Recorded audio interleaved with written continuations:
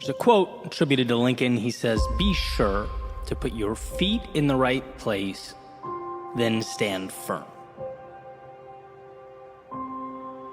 The other day I was listening to Dan Carlin's podcast called Hardcore History, which, side note, is an incredible podcast. The guy's a brilliant storyteller. And as I was listening, there's a specific idea that I wanted to dive into, an idea that I believe if we make an effort to understand and fully commit to, is capable of changing our lives.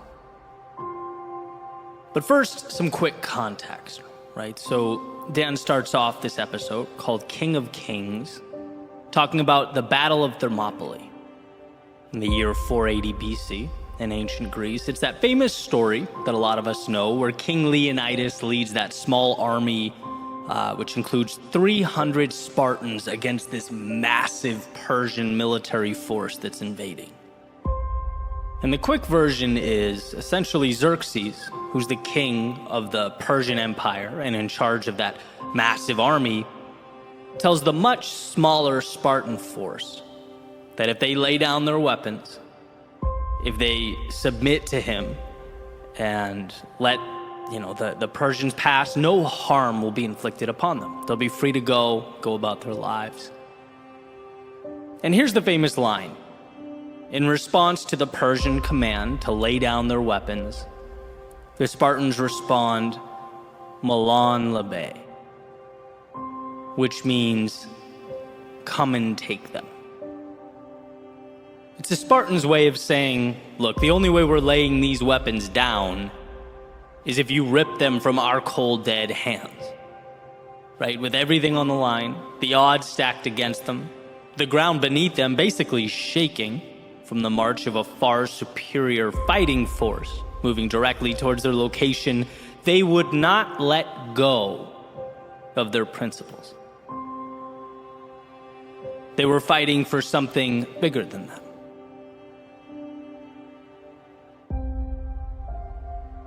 And I couldn't stop thinking about this idea long after I hit pause on the episode. I guess I was awestruck by the power of living life with that type of conviction. Because I know in my soul that's the North Star I should be gravitating towards. We all should. The strength to be unrelenting with regard to that which we care about. The aforementioned quote from Lincoln about finding the right place for our feet and then holding steady. With everything you have, all that you are, holding firm. I just couldn't get that out of my head. And then it came to me that invading force represents so much in our personal lives. So many things. One example being the difficult or adverse circumstances, our trying times. When you're most likely to concede that perhaps you're no bigger than that world around you. Maybe life is a movie and I'm merely the audience. My job is to clap, laugh, gasp, or cry. I'm a cog in a wheel, a line in a script, powerless. In which case, you should be reminded of Viktor Frankl's famous observation that everything can be taken from a man but one thing, the last of the human freedoms, to choose one's attitude in any given set of circumstances, to choose one's own way. In other words, the outside world may change. It may evolve, but it will never have power over how you choose to internalize and view what's happening. That's innately yours. So when the circumstances feel like they demand more than you can give, when they suggest you leave your interpretation of life behind, the correct response is, as the Spartans defiantly said, "Come and take it." That army could represent a pushback against your values, the pillars of your individual foundation that you feel, amidst all the pressure, tempted to let go of. After all, it's easier to retreat than stand toe-to-toe with others. It's easier to abandon than it is to defend, at least in the short term. But as Victor Hugo writes, you have enemies? Good. That means you've stood up for something sometime in your life. The enemies obviously not being the point. I'm a believer in the conservation of enemy approach to life. Allies just pragmatically get you a lot further. But here's the reality. Anyone who stands for something will undoubtedly create divide. They'll be criticized and condemned. And when one feels the pressure of that criticism, they must understand that it does not invalidate who they are or their worldview. That is yours. You are the only one who can give up or relinquish that control. So as the Spartans said, come and take it. And then lastly, my thoughts went to the little things that make us who we are. Those tiny pieces of ourselves that we, little by little, one by one, over time give away. The concessions that fade into the background as we evolve to fit in so that we don't stand out. As Emerson beautifully put it, to be yourself in a world that is constantly trying to make you something else is the greatest accomplishment. And so that attacking army just might be the universe attempting to mold you to it. Perhaps not all at once, but more like that frog placed in water and put on the stove, with the heat increasing so slowly over time that he doesn't realize the heat will soon overtake him. Externalities do not dictate. They are objects in need of meaning, and you are the architect here. If it means something to you, it's worth holding on to during the difficult times and the easy times. When it's popular and when it's not, there is value within you specific to you, a value that must be nurtured in order to expand. Others can't and won't see that. The world around you may, even with all its complexities, seek to suppress it. But that flame is there. It's there and it's yours. And to anyone or anything looking to extinguish its light, come and take it. After all, what is a life if not one lived on your own terms? The goal is not to simply exist, but to define the plane on which you'll evolve, to devise your own parameters. Be yourself as that world looks to make you something else. So here's to digging deep, to finding within yourself the courage to stand up to the great armies of chaos, conflict, adversity, and their perpetual conquest. To remember how strong you are, how much control you have as you navigate the unknowns and redefine the right nows. Don't let your strength be the thing you give away. Don't let your heart be what gets left behind. Don't let your thoughts become illusions of what could have been if only you'd held on. And look, I'm not saying it's easy. In fact, I know that the meaningful road will necessarily be the one that requires the most of us, that makes us question who we are and where we're going. It will ask that when our minds race with doubt and our knees shake with fear, we find a way to stand regardless, to walk to our demons, look them square in the eye and proclaim that whatever it takes, we are willing to give. That we will fight until there's nothing left, go until we can go no further, and hold with conviction all that matters most.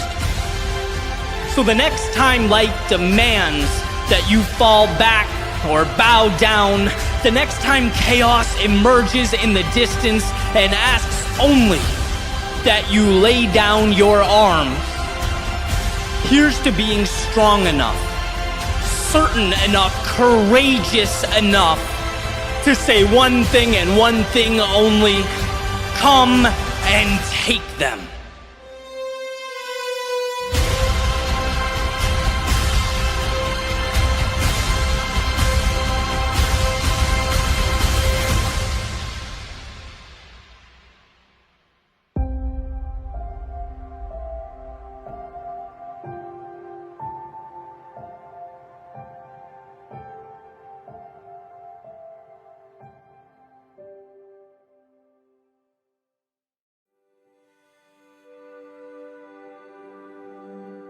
So you're scared to start. Scared of what could go wrong.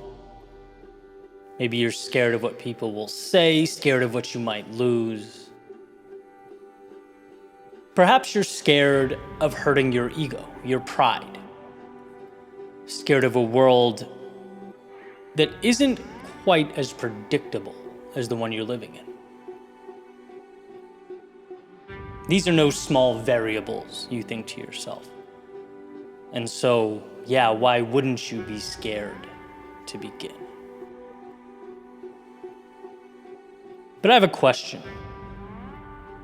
How scared are you to not go? How scared are you of things staying exactly the same? How scared are you of looking back in 50 years and wishing you'd given it a try?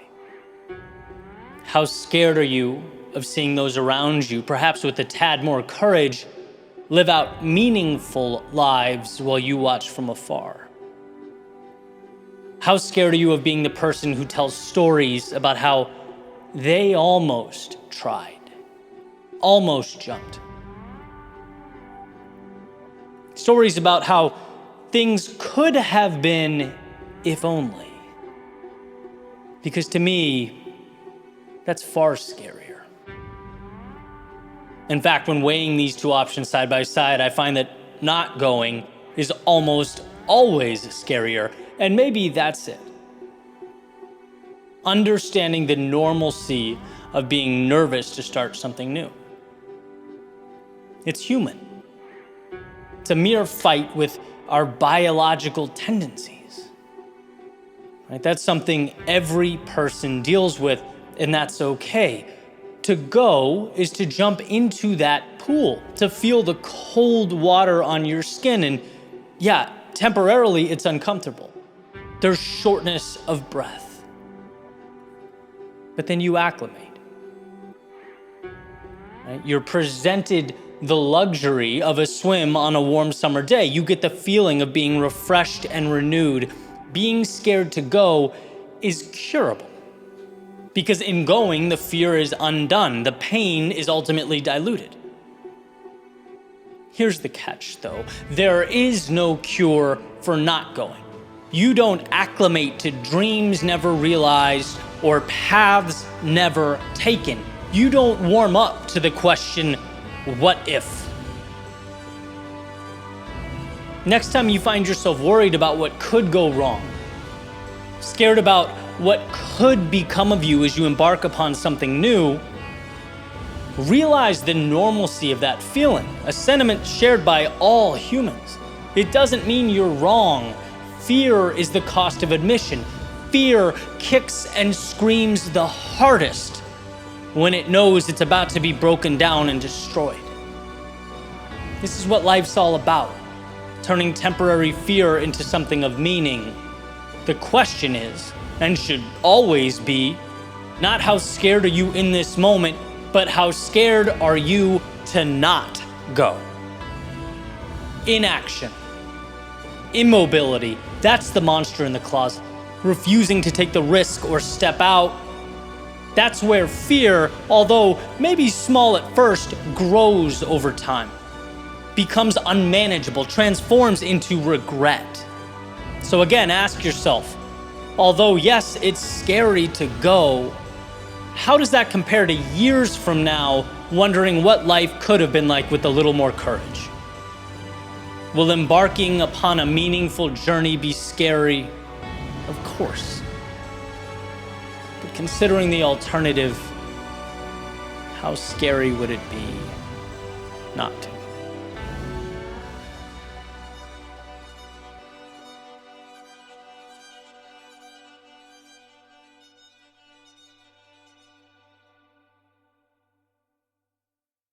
When it's all said and done, what will your story say? A friend of mine, Justin Prince, once asked me what my dash represented. And I thought, dash? I said, yeah, dash. If you think about someday down the road, inevitably, when we all die, there will be on our gravestone or tombstone the date we were born, a dash, and the date we died, making that dash symbolic of everything, the little line that represents it all. And so when the sun is setting on your lifetime and you've breathed your last breath and you've enjoyed your last sip of coffee and you've smiled for the last time, and all that remains are the people that you've touched and what you've built along the way, what will that dash represent? And I hope you'll join me in asking yourself that question, like truly thinking about it. No, not just when it's easy to. Not when things are firing on all cylinders. I'm wondering, will you think about it on the days you've hit that snooze button 3 times and you're wondering to yourself, does any of this even matter? I'm wondering, will you think about it when you feel lost? Or feel that the hope in your life seems camouflaged? I'm wondering, will you think about it when you've let yourself down? Or feel like you've let those around you down? Or maybe when others have let you down? There's a lot we can control. But that dash, I need you to hold that. I need you to know that, as Viktor Frankl alluded to in a slightly different context, that is the one thing that cannot be taken away. See, the dash, at least for me, it makes it crystal clear how short our time is, and I don't know why it's so effective. Why, of all things, it's the dash that connects. The idea that your life, in terms of time, is a grain of sand on the beach. It's a raindrop in a thunderstorm. It's a single flicker of light in an infinite galaxy of stars. I think about that and it's like, don't you get it? You're here and you shouldn't be. None of us should. Too many things had to be perfect.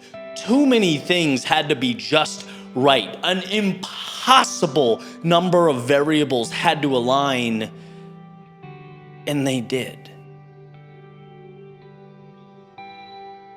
They did in order to gift you that dash.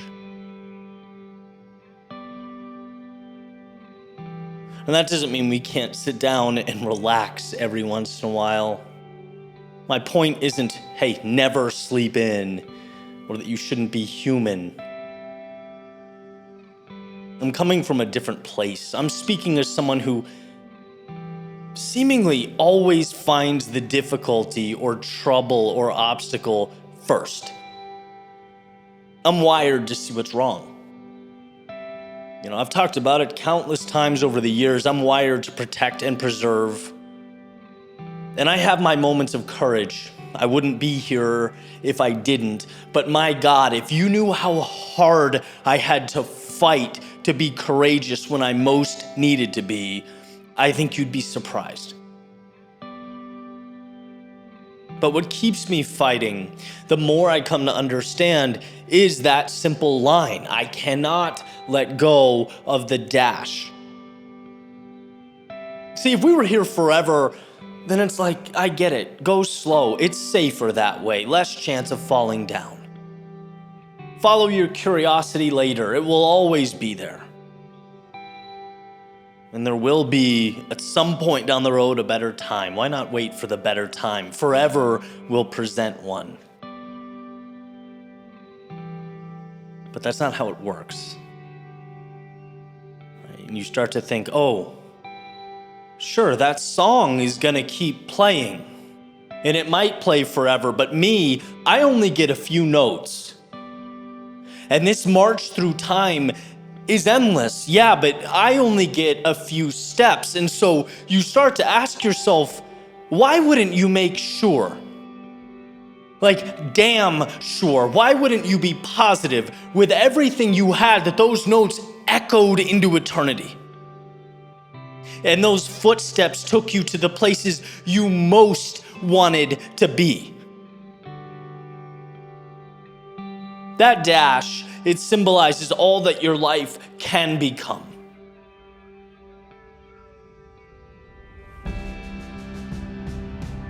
So when you need it most, use it. Close your eyes and imagine the highlight reel of your life.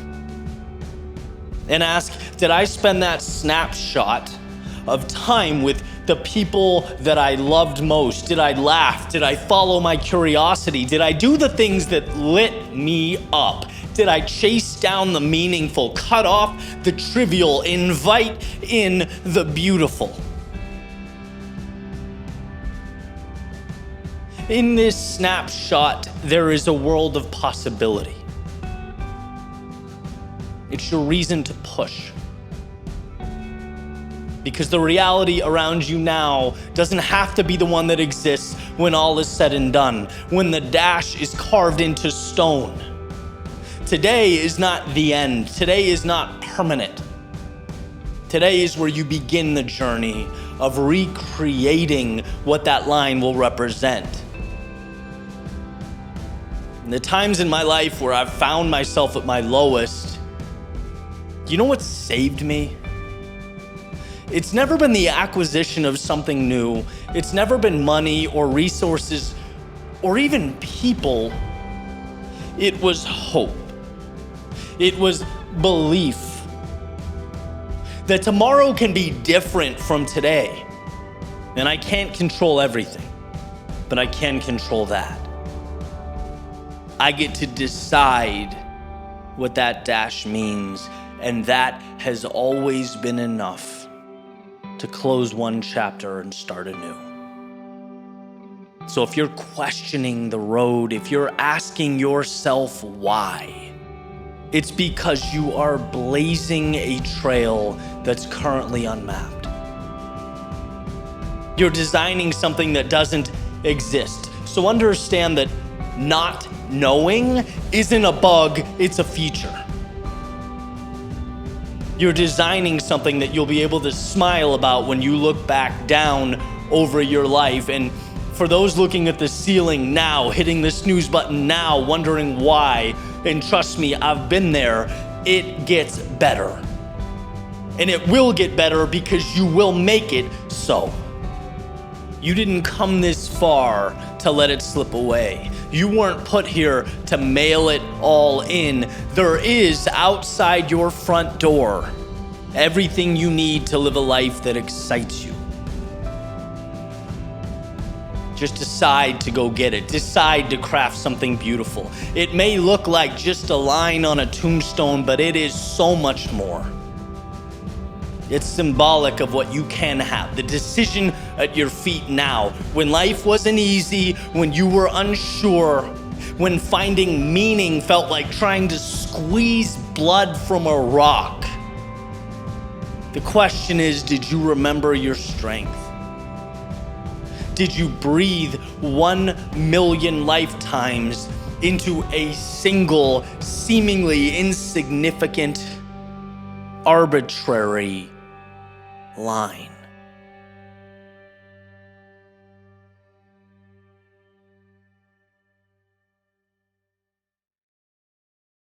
Comparison is the thief of joy.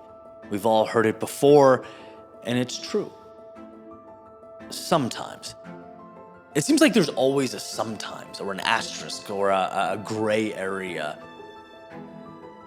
Comparison can be an incredible tool in simply reminding you that you're playing small. Maybe way too small. So from time to time, I'll use comparison to help me paint that picture, to create that outlook. Quick example. So on the shelves behind me and on my Audible library on my phone, there's a ton of books and biographies about the founding fathers and other notable American presidents. Why? Well, because they lived lives of such courage. They lived with such conviction. They just lived differently than we live today.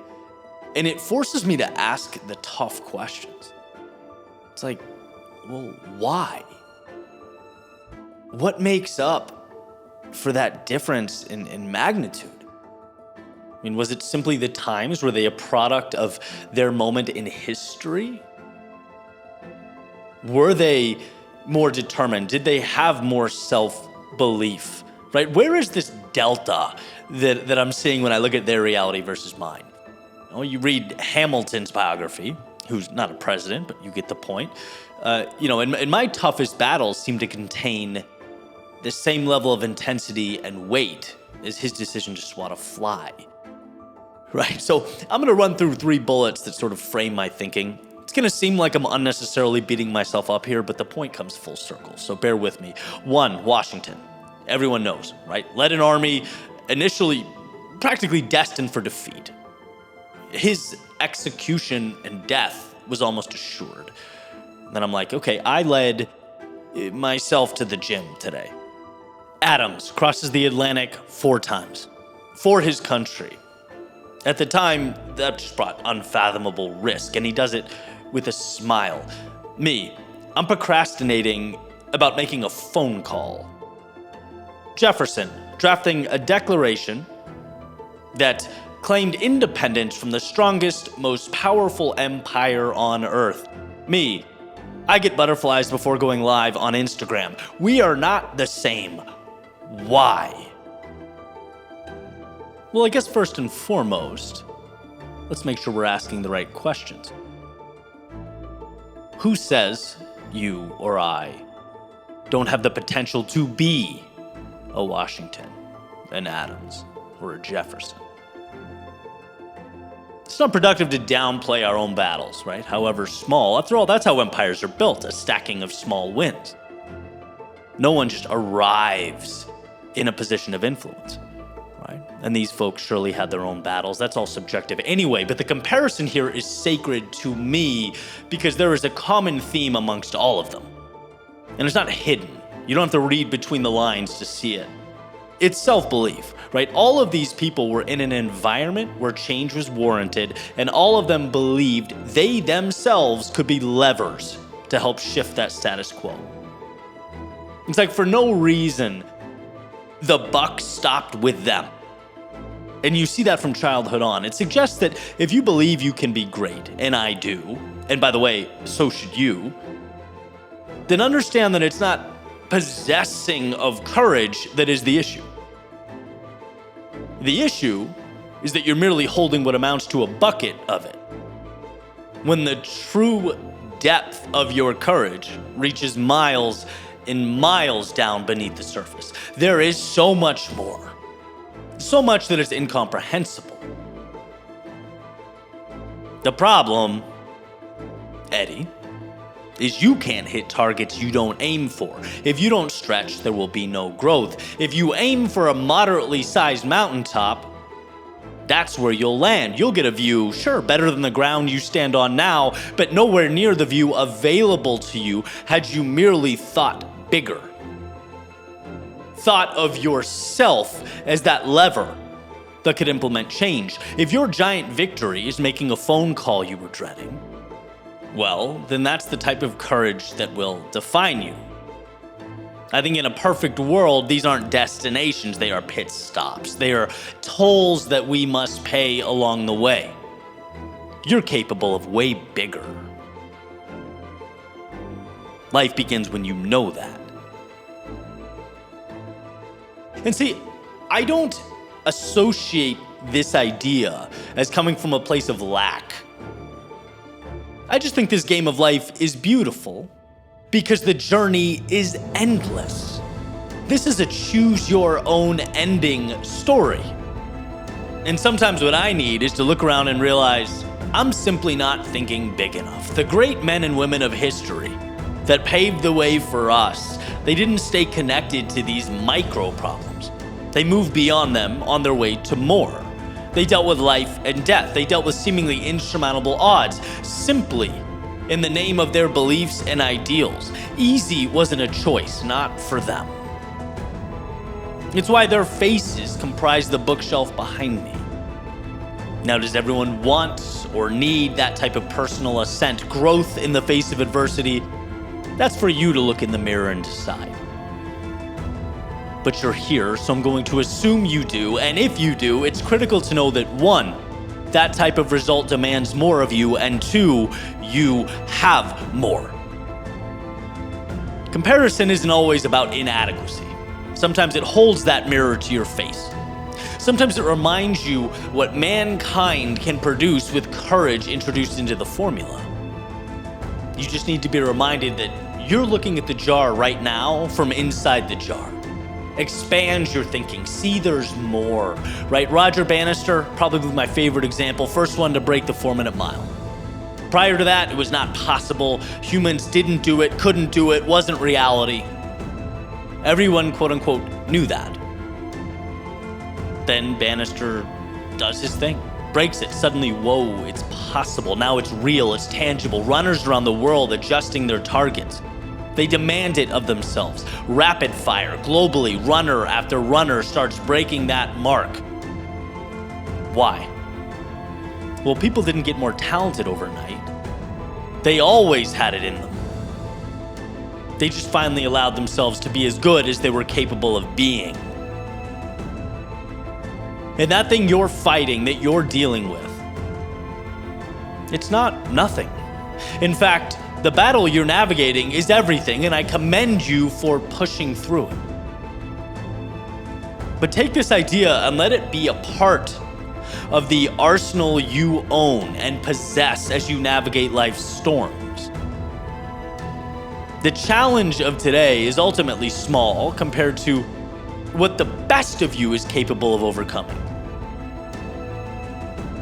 What's now the ceiling will be the floor tomorrow. Washington, Adams, Jefferson, Hamilton, they were not gods. They were principled men driven by a purpose bigger than themselves. The scope of their belief in what's possible was monumental. And so, to maintain proportionality, they too grew to be momentous, to fill the shoes of self-created expectation. Sometimes the best thing you can remind yourself is how big the world is, how much you can shape and bend your reality, how powerful you are. You're not a quiet observer, but a builder of this world. Then risking execution makes more sense.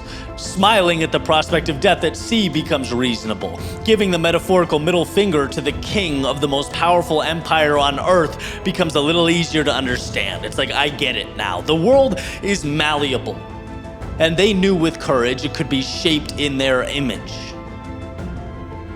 Insert you. Different theater, different time, different characters, different objectives all together, but same premise. A malleable world and an opportunity to shape it.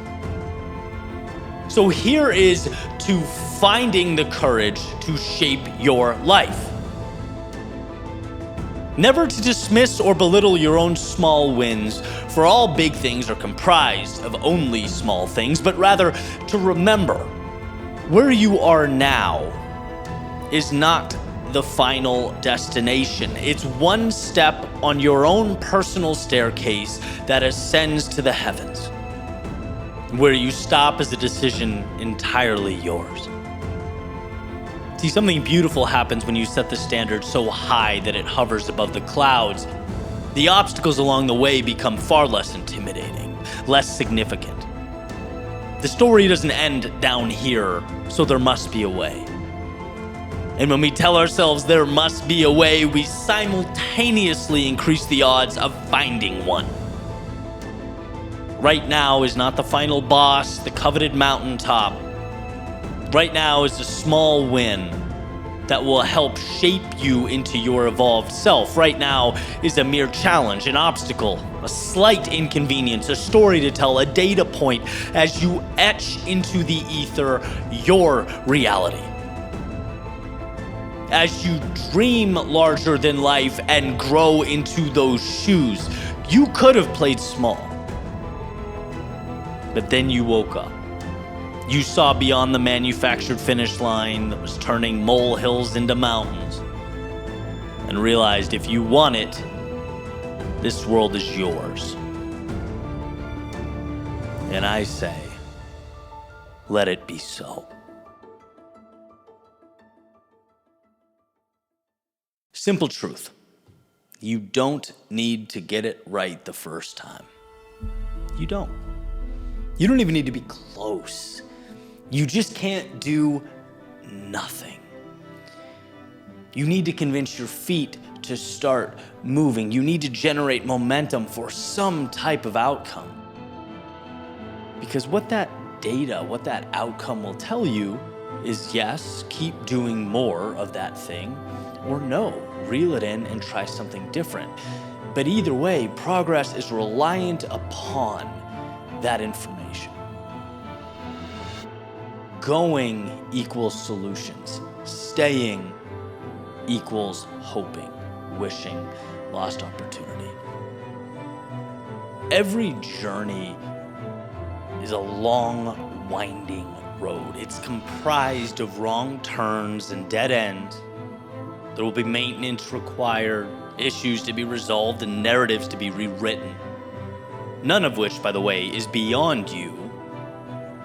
So long as you take these things as they arrive, one by one, you open up your world to allow them in. And you might look at where you want to be and think, that's a lot, right? That's a world away. No. It's a few tiny decisions away, repeated daily. There's a Greek proverb that suggests beginning is half the battle. Why? Well, because convincing yourself you're capable is not easy. Trusting yourself completely hurts. But it's not until we come around and greenlight the process, it's not until we give ourselves permission that life begins. How beautiful is the fact that we don't have to have all the answers, not even close. We just need enough courage to step out into the storm, to brave the wind and the rain. I frequently allude to this transformation, right? The first time I spoke in front of an audience, I was terrified. The first few times, actually. Then after showing up, getting reps in, and reflecting, I realized, okay, I've earned a bit of confidence here. I continue to go, to speak, more reps. Okay, now we're getting comfortable with this. I'm not up all night the night before, rehearsing, pacing in hotel rooms. I had a little more trust in my ability. I continue, more reps. Okay, now I kind of enjoy this. I've broken through. More reps.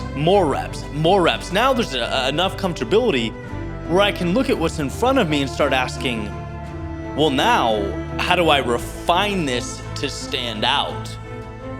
How do I make this so valuable that it becomes the 1% of the 1% of the 1%? I've worked hard for my baseline. I feel good. Now, how do I chisel away the little elements of mediocrity sprinkled in there? How do I pull them out one piece at a time?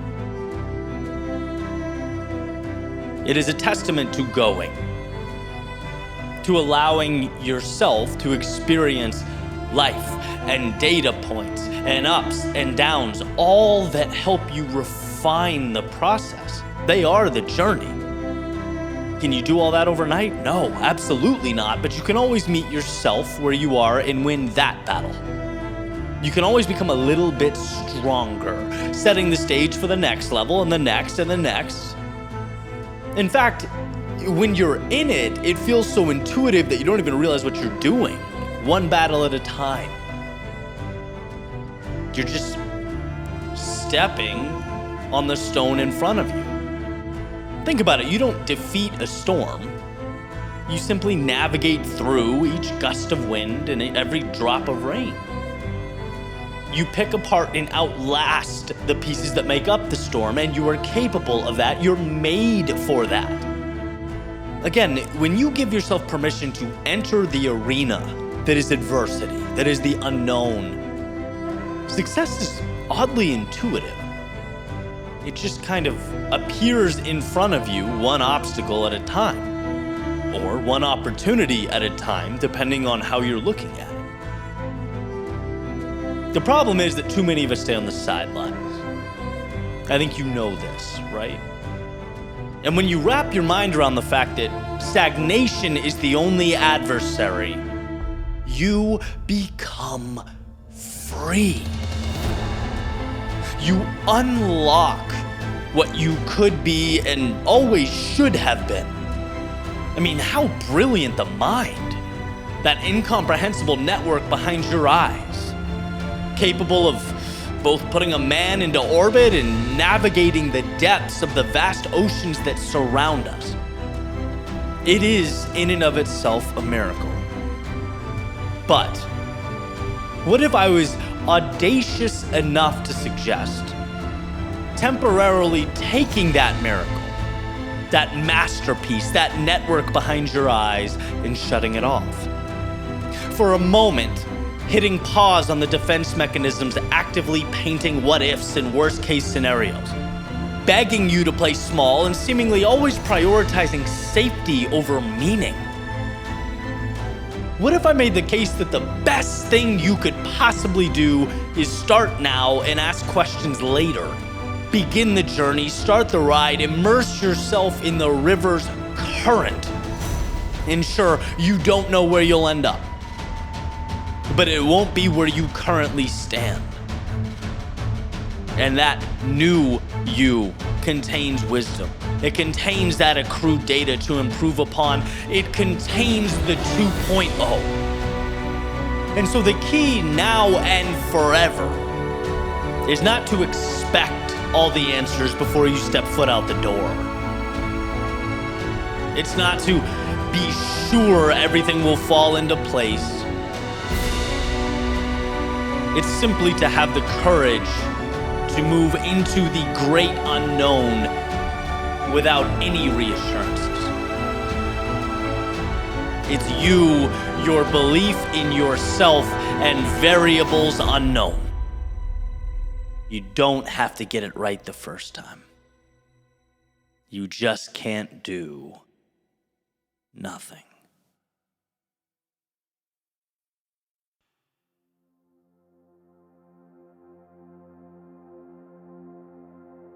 I was having dinner not too long ago with a friend of mine.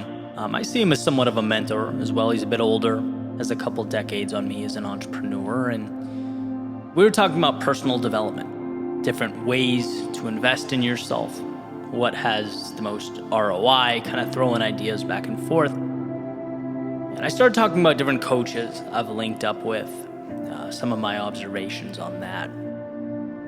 And he jumped right into this story. He says, Eddie, way back in the day, I paid a huge amount of money to spend the weekend with someone that I admired as an entrepreneur, as a business mind, with the intent to learn about him, his systems, his approach to his business and life, the whole thing.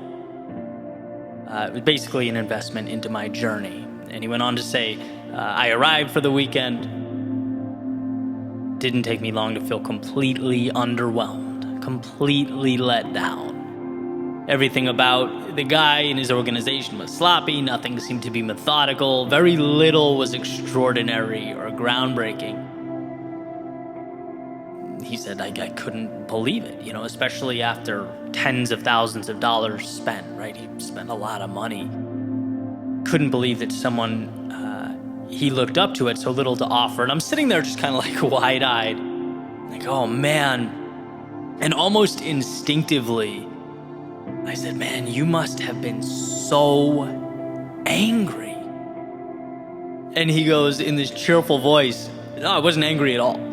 This is a direct quote. He says, it was the best money I've ever spent in my life. I said, oh yeah, how? He says, it was that day I learned that, hey, if this clown can do it, if this guy can pull it off, what in the world is stopping me? What's my excuse? Basically said that day has been directly correlated to the success he's had since. Wow. Right, to which I responded, hey, thank you for the theme to what will become this Monday's YouTube video, right? Because the world needs to hear this message. So many of us need this. There's a tendency to put other people we don't know, people we know nothing about, right, on a pedestal and see ourselves as perpetual outsiders looking in. This notion that they have what I don't. When so often that thing they have is simply, even solely, self-belief. I know so many competent people that second-guess themselves out of starting or growth or progress. They see their inadequacies as substantially greater than their strengths. They don't go because they contemplate. They don't speak because they internalize. They don't create because they worry. And it's like, if you don't, someone else will. And that someone else could very easily be less suited for the job. But they did the thing that you wouldn't. The thing, as it turns out, that matters most. They trusted themselves to give it a shot. They understood that nothing starts until one looks in the mirror and believes in the pair of eyes staring back. And I look back and it just all makes perfect sense. I think of the frustration in my parents' faces when I was a kid and would say, I can't do that. Right? It was the frustration of people who care deeply about me watching me get in my own way. Right? Yes, you can, Eddie. You are the one stopping you. My grandfather saying everyone puts their pants on one leg at a time. No one is that special. And I think it's a critical reminder. It's not to say that success isn't warranted, that people who have done great things aren't qualified or talented or haven't earned it. No, not at all. The opposite, in fact. Time plus effort plus consistency tends to land people in pretty remarkable places. But it's like, no one takes that path or starts that journey unless they see themselves as worthy of it, until they give themselves permission. It makes you wonder how many people are simply too intimidated to lace up their shoes and walk out the front door. Don't even give it the thought. Hey, that's someone else's reality. I'm confined to this space right here. Think back to the early days of any incredible transformation. Right, I'm going to use a pretty cliche example, but I think it will do a great job of demonstrating my point. Think back to Michael Jordan playing JV basketball in high school his sophomore year because he didn't make the varsity team, okay? And at that point, if he was looking for evidence as to why he wasn't quite good enough, there it was. He could have easily found it. Not skilled enough, not quick enough, lacks vision.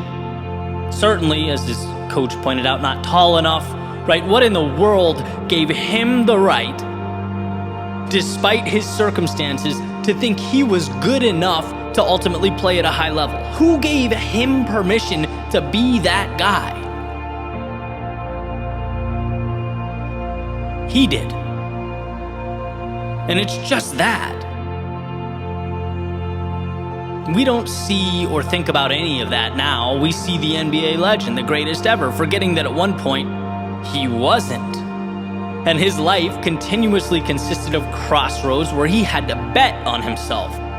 Times where instead of accepting outcomes that weren't ideal, he sacrificed. He said, I do not accept that. He put in hours, which is a concept that we take for granted, right? People don't sacrifice unless they believe something will come from the blood, sweat, and tears. He believed that it would. You have to believe that it will as well. In fact, your life, if you started right now, made a little dot or mark on the present moment, and you could live two simultaneous existences at once. One track where you saw yourself as something extraordinary and sought to live that out, and the other track where the same you saw greatness as some intimidating, larger-than-life reality reserved for other people, the few. Right? You viewed yourself as an outsider, average, incapable, undeserving. The difference between where those tracks would end up would be worlds apart. Again, because humans follow through on who they believe themselves to be. We don't do things unless we believe they're possible. We don't sacrifice unless there's some sort of delayed gratification. We don't climb unless there exists a summit. What makes life both beautiful and mysterious is that we have to arrive at those outcomes before they exist. As Babe Ruth famously said in that article in the 1940s, it's hard to beat a person who never gives up. And it's hard to beat them because they believe themselves worthy of what they are chasing. So when will you? When will you find yourself worthy of that next level? When will you find yourself worthy of the financial success, the physique, the significant other, growth in your business? When will you let yourself be more or different or happy or whatever it is that seems just outside the scope of your reality? This world is built by people who understood what they wanted and granted themselves the freedom to pursue it. No superhuman strength required to place greater value on yourself. No record-breaking IQ necessary to live life on your terms, just a choice. Truly, a decision. And sure, it will be strange and awkward at first. You'll feel like an imposter in your own body at times. After all, getting what you've never had means doing what you've never done, but this is par for the course. This is life. And life cannot give you what you don't ask for. You can't arrive at a destination you're not traveling to. You can't be who you don't believe you're capable of becoming. So know that that aforementioned reflection in the mirror has a depth to it that must be explored. And that what separates immobility from infinity is the understanding that, hey, if it's possible, then it is most definitely possible for me.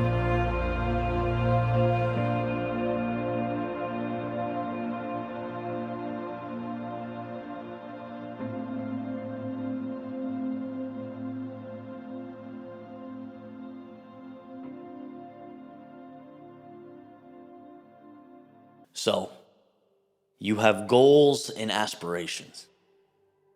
Beautiful. You have hopes and dreams. Incredible. But what are you doing about it? Because there's this equilibrium we have to create and maintain as we navigate our day-to-day lives. And no one addresses this, in my mind, better than Thoreau in Walden, when he states, if you've built your castles in the air, your work need not be lost. That's where they should be. Now put foundations under them. He addresses the very nature of creation, of dreaming, right? He says, there's an element of idealism and aspiration, but you have to marry that with pragmatism. Keep your head focused on the mountaintop. Dream, aspire. Imagine what life could be. But don't spend your day in thought. Build the foundations. Put the foundations under that castle in the air by doing, by stepping, by every day creating one more stair in the staircase that will bring that new reality into existence. Over the years, I've talked a lot about Steven Pressfield's book, The War of Art. Really, the impact it's had on me, I think for good reason. Personally, I tend to gravitate away from structure, right? In fact, unless I'm being deliberate and cognizant of how I'm planning my day, things can get messy pretty quickly. So I have to really be intentional about that. And there were times in 2014, 2015, 2016 where, I had visions of building something big and meaningful and making an impact on the world. And I'd sit down to build it, whether it's write a speech, create a video or episode. And that particular day, I would feel like, I just don't feel inspired. I wish I did. But hey, can't force creativity, right? I'd close my laptop, I'd get up, and I'd move on. And it wasn't until I read Pressfield's book that I understood that's what every writer, speaker, creator, builder deals with. It's on us to say, no, I'm setting this timer for 90 minutes. I'm gonna show up.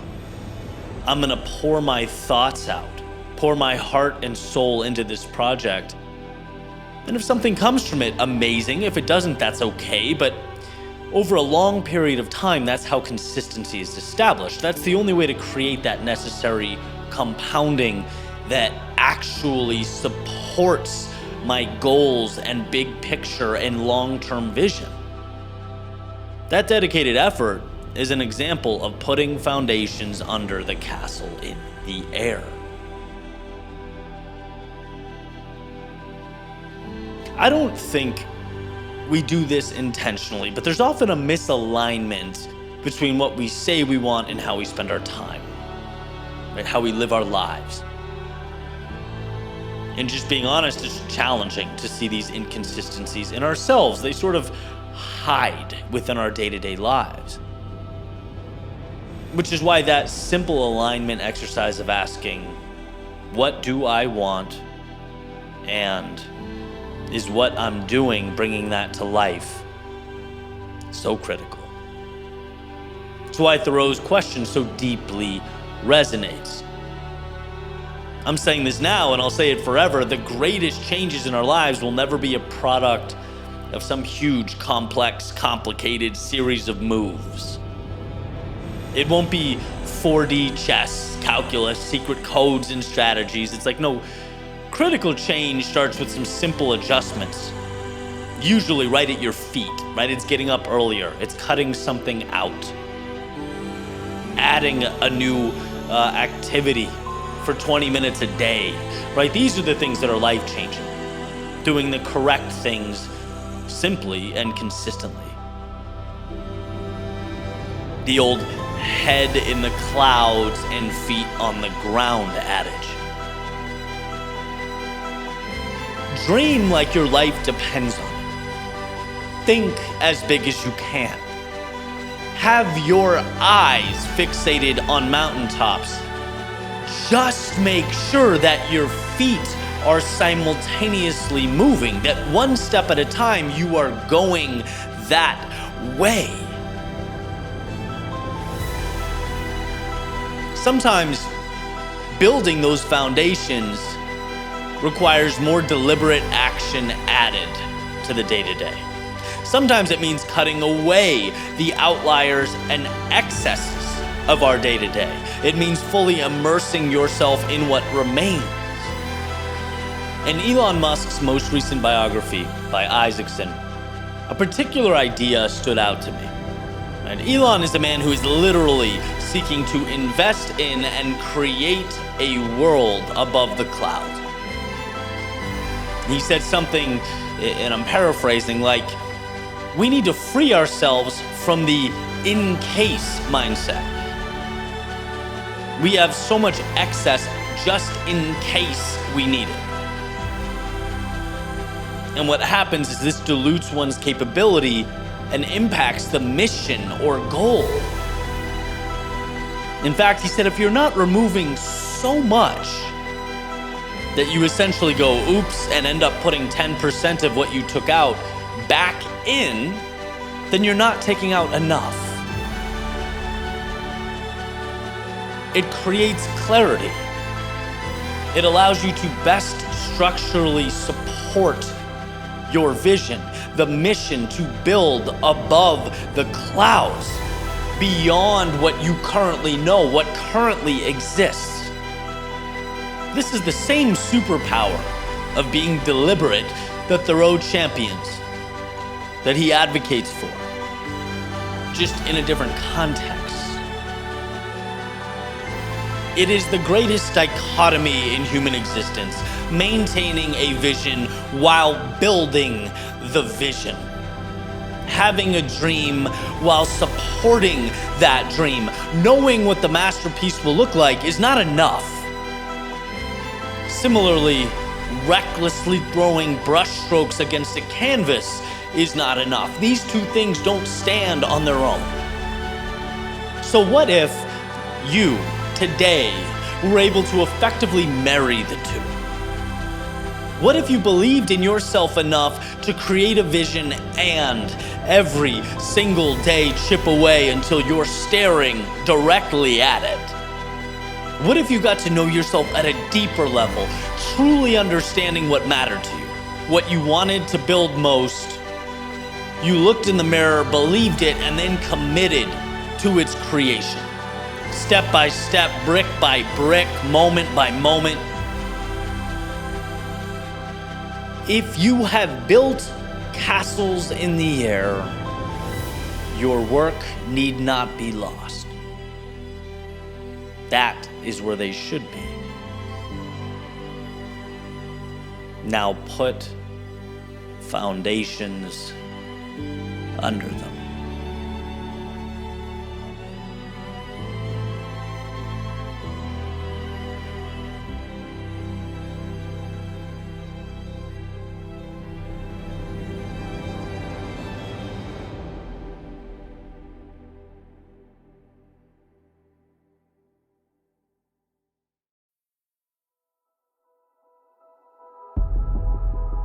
I wouldn't make excuses for you. I wouldn't look you in the eye and tell you everything is great, when in actuality the wheels are falling off the wagon. No, I'd point to the insufficiencies and remind you that you're capable of chipping away at them. I think that pragmatism can save someone's life. But guess what? Being human is knowing there are things you don't know. Realizing that growth is picking up little understandings along the way and bringing them with you into the future. Allowing them into the evolution that is you. And part of my personal evolution was coming face to face with the fact that looking forward isn't all of it. It's part of it. Yeah, we need to be better, of course. Yeah, we can always squeeze more value out of the time allotted to us, 100%. This forward progression, as far as I'm concerned, is intertwined in human fulfillment. But we are, in this moment, the manifestation of the obstacles we've already overcome.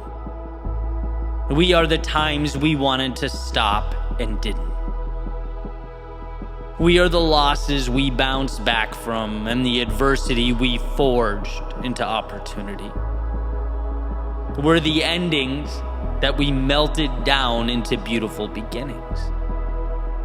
We are the mistakes, the obstacles, the little encounters with hell that didn't define us, but instead changed us. And that matters. So, quick story time. For about 5 years after I graduated college, some of my friends and I had this fantasy baseball league we'd use to stay in touch, right? And I think even they would begrudgingly admit that I was oddly good at it. I won like 3 or 4 out of the 5 years or something like that. And you know what my strategy was? It was simple.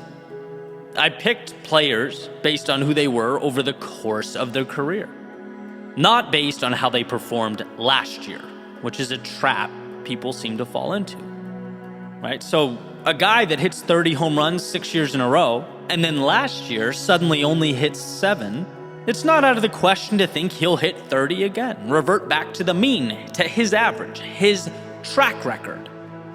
That, to me, is more meaningful than some recent struggle, and I took that bet every time. Now, as you can imagine, the point I'm making here has nothing to do with baseball. It has everything to do with life in general. So much of the time, we completely focus on the current insufficiencies, the bad things happening now, the misfortunes in our lives. We're striking out, and our brain goes into panic mode. It says gap, gap, gap. How do we fill it? And again, yes, that's important, right? Our plan for resurgence is necessary, but we can't forget who we are and what we've done. We can't overlook our track record. As the saying goes, you've survived 100% of the bad days. You've lived through countless struggles. You've climbed out of many catastrophes, at least I have. And it seems as though it's when we need that reassurance most that we are most inclined to forget. It's when we, more than any other time, need to prove to ourselves that we are unconquerable, that we question our ability to persevere. I'd never say to you the road ahead will be easy. I'm not saying it won't suck at times. I'm not saying it won't take all of you. I'm merely saying that you are equipped to emerge victorious, to handle not some of it, but all of it. I'm saying that the person in the mirror is stronger than you can even imagine. But understand, you're not operating on blind faith here. You're not hoping for some miracle. You're operating on your own record of success. What you do is find a way. What you do is win. You don't believe me? Look over your shoulder. Take a trip down memory lane. Glance back at all the mountains you've already climbed. And life, it won't be smooth sailing all the time. You'll have your slumps and your adversity, no question. But they're not you. They are what you were made to navigate. Everything has brought you to this point. And it's great to focus on this point, but don't lose the everything. Sometimes it's not about who you will be someday. Sometimes it's about what you've already become. It's about who you are now.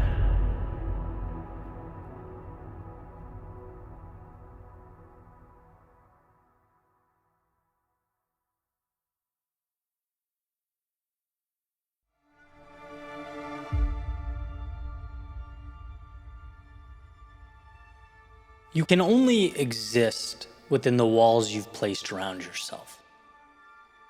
So, question: where have you placed them? Think of the concept: you can only hit targets that you aim for, and expand it out. Because my point here is you can only exist in the plane that you have deemed to be real for you, that you have decided is reality. And if we think about that just on a common sense basis, it's pretty apparent, right? People don't do things that stretch beyond their perceived identity. If I don't think I'm capable of accumulating wealth, for example, I'm simply not going to do the things or take the necessary steps required to accumulate wealth. Why would I? If I don't think I can help or add value to others, I'm not going to do things in an attempt to help or add value to others. Using that example, that stuff would exist on the other side of those walls I've placed around myself. That's why deciding what those targets are is so important. Deciding what's real matters.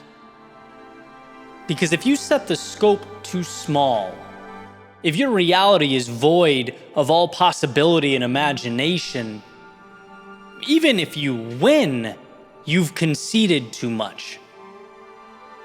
The premise you've been basing your entire existence and your decisions on is so limited that you can win there and still lose overall. Still leave everything on the table. And there's, a ton of examples of this.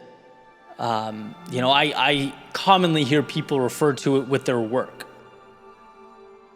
I'm not crazy about what I'm doing, but how do I fix it? How do I learn to like this job? How do I exceed expectations in my role? How do I get a promotion so that I can bring in more income?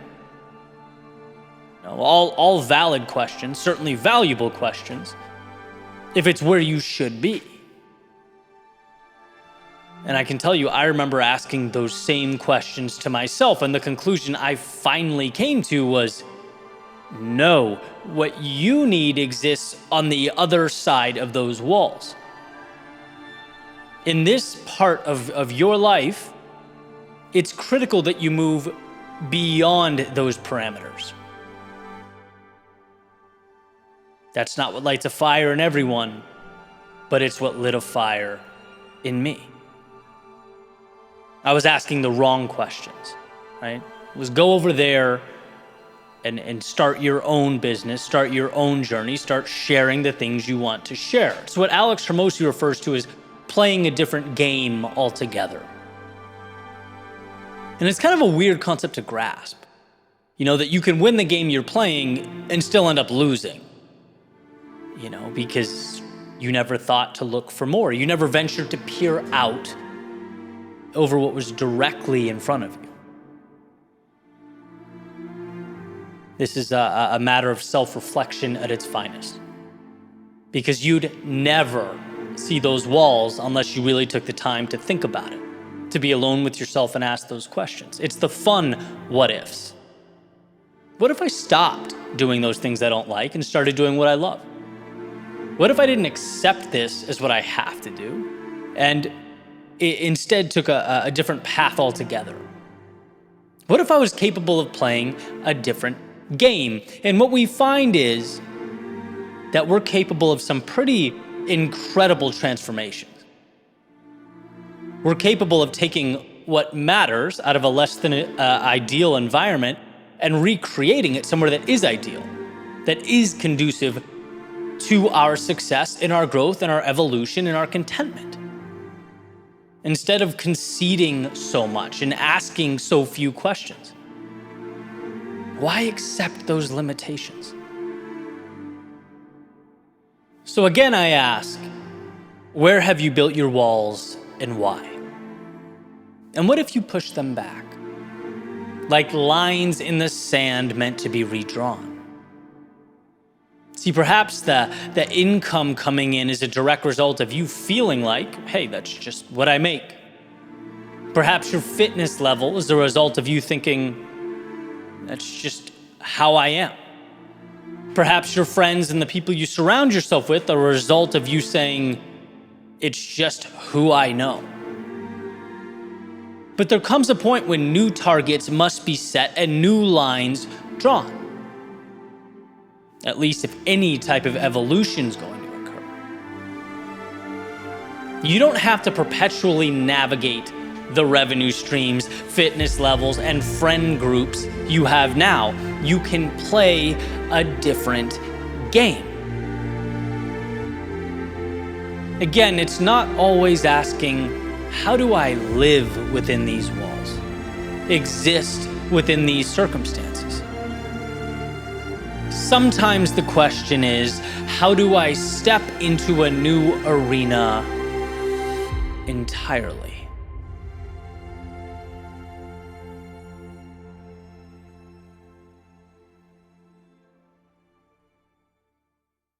There's a place commonly referred to as the end of the world. It's in Sagres, the southernmost tip of Portugal. Early settlers, before the age of discovery, looked beyond the rocky cliffs, out at the endless blue ocean, and assumed there was nothing more.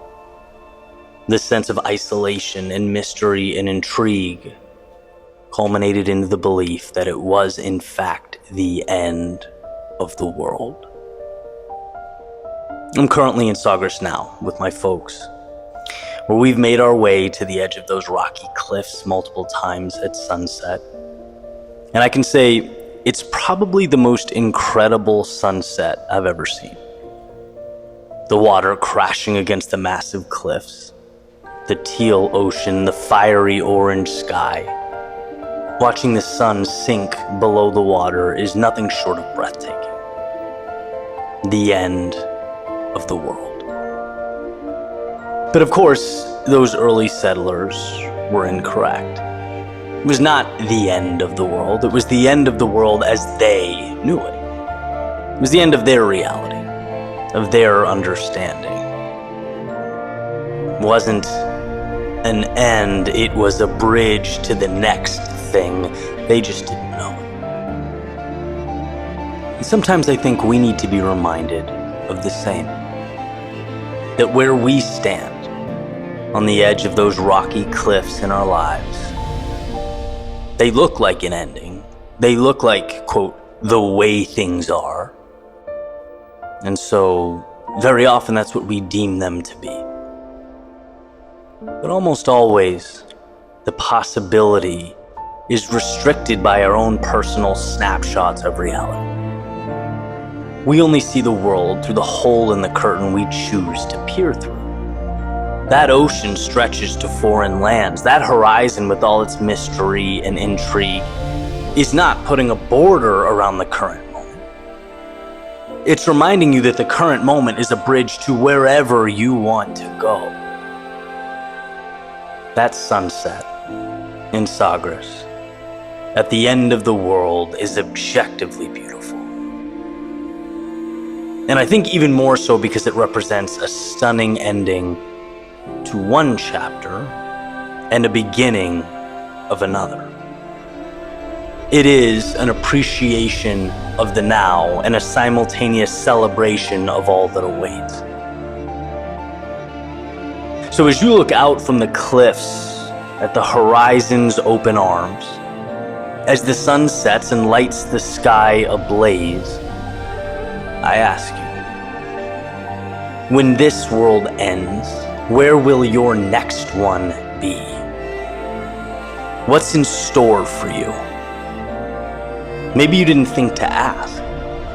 Maybe you saw the towering cliffs and their jagged edges and thought, this is forever. And maybe you want it to be. Maybe you found your little slice of heaven. But for those in a different season, perhaps those stuck, those trapped, overwhelmed, lost, disappointed, tired, or just simply ready to move on, I need you to know this. I need you to know that when the sun sets, where the waves crash and the world ends, something new always begins.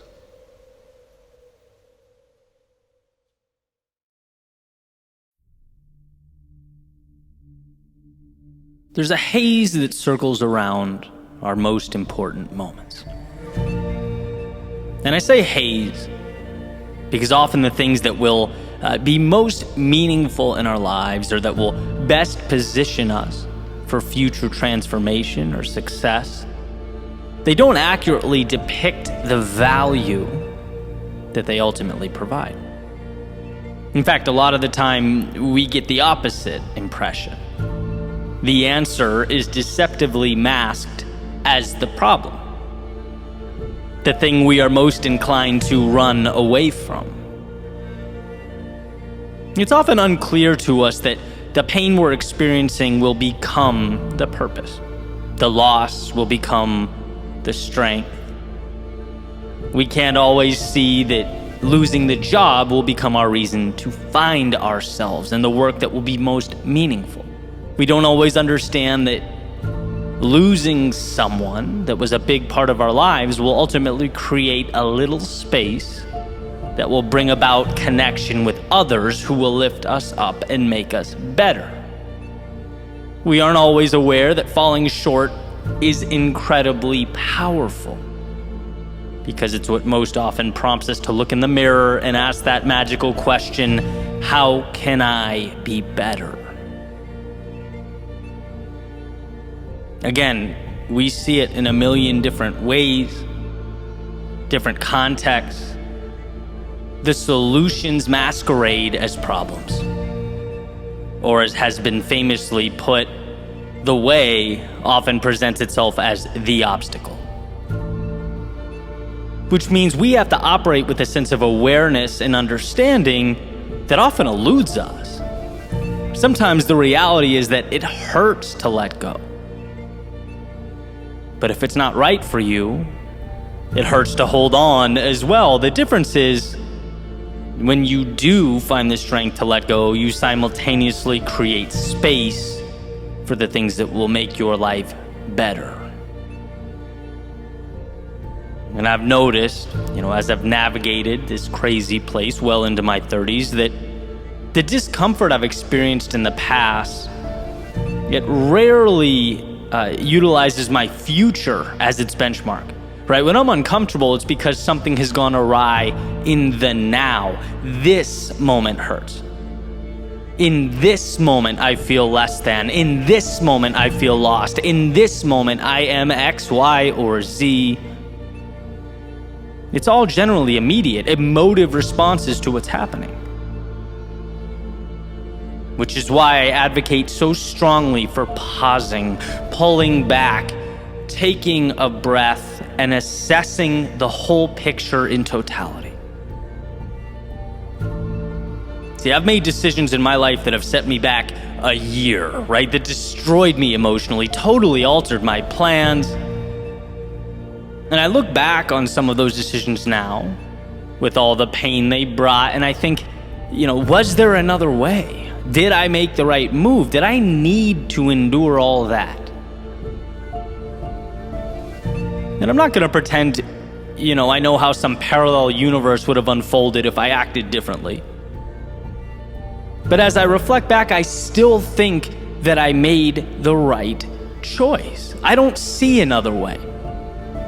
Sometimes there are no easy decisions. Sometimes life is about choosing the least bad option.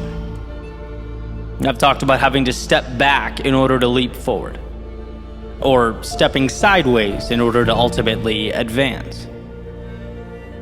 Sometimes the thing we need just looks like discomfort, the sheep in wolves' clothing, where you have to seek out monsters in order to destroy the ones that live inside of you. The reason, one, I think this is so important, and two, I'm so passionate about sharing it with others is because, again, our instincts drive us away from the things we need most. That's just how it is. Humans are more emotional than we are rational. And there have been plenty of times where, just being reminded, Eddie, I get that this is challenging, but where do you most want to go?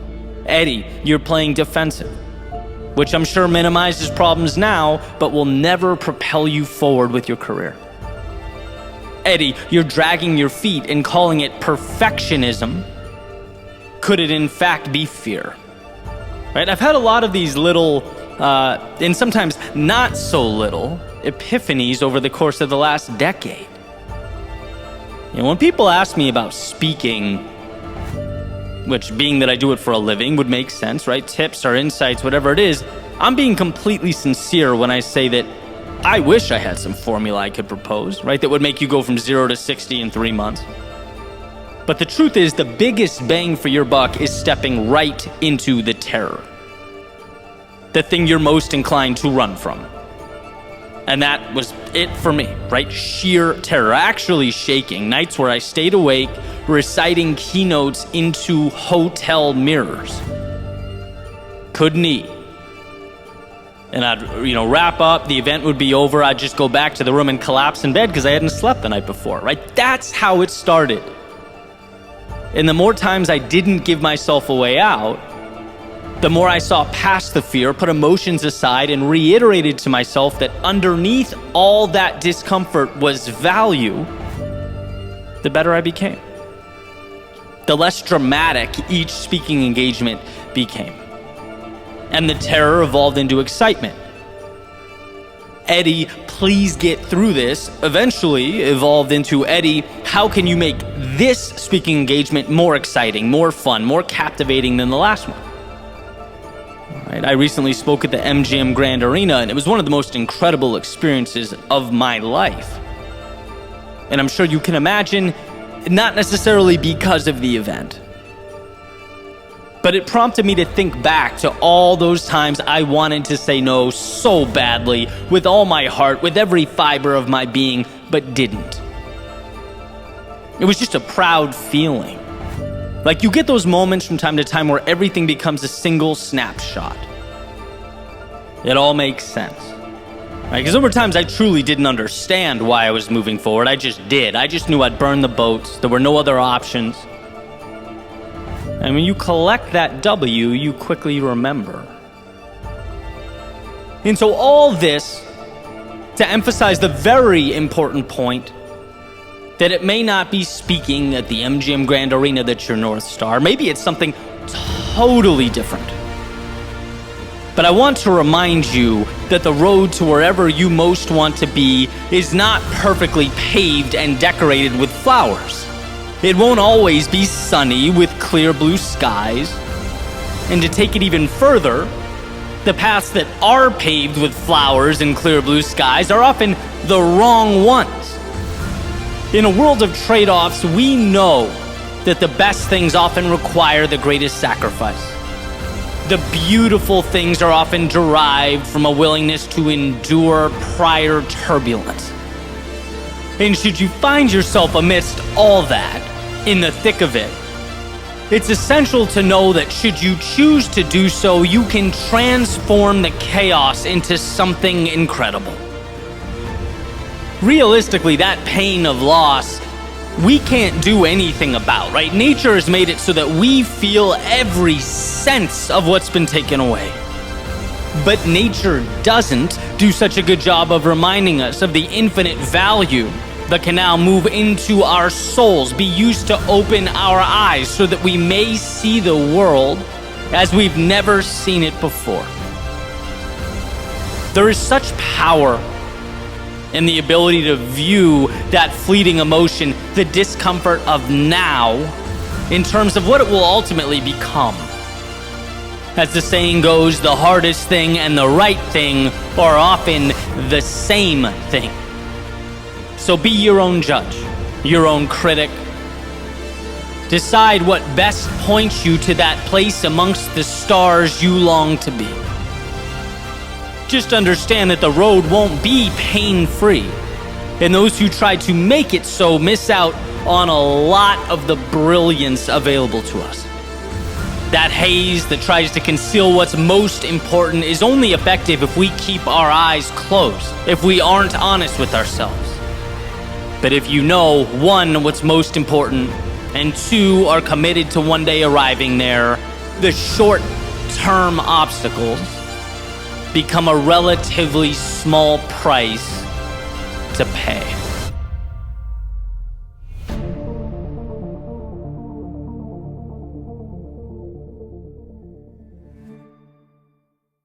I want to share a story with you. The other night, my brother was in town. So he was in Phoenix. We were hanging out with our aunt, who's also in Phoenix. And she actually hasn't seen my brother in a very long time. So we're all catching up, having a nice dinner.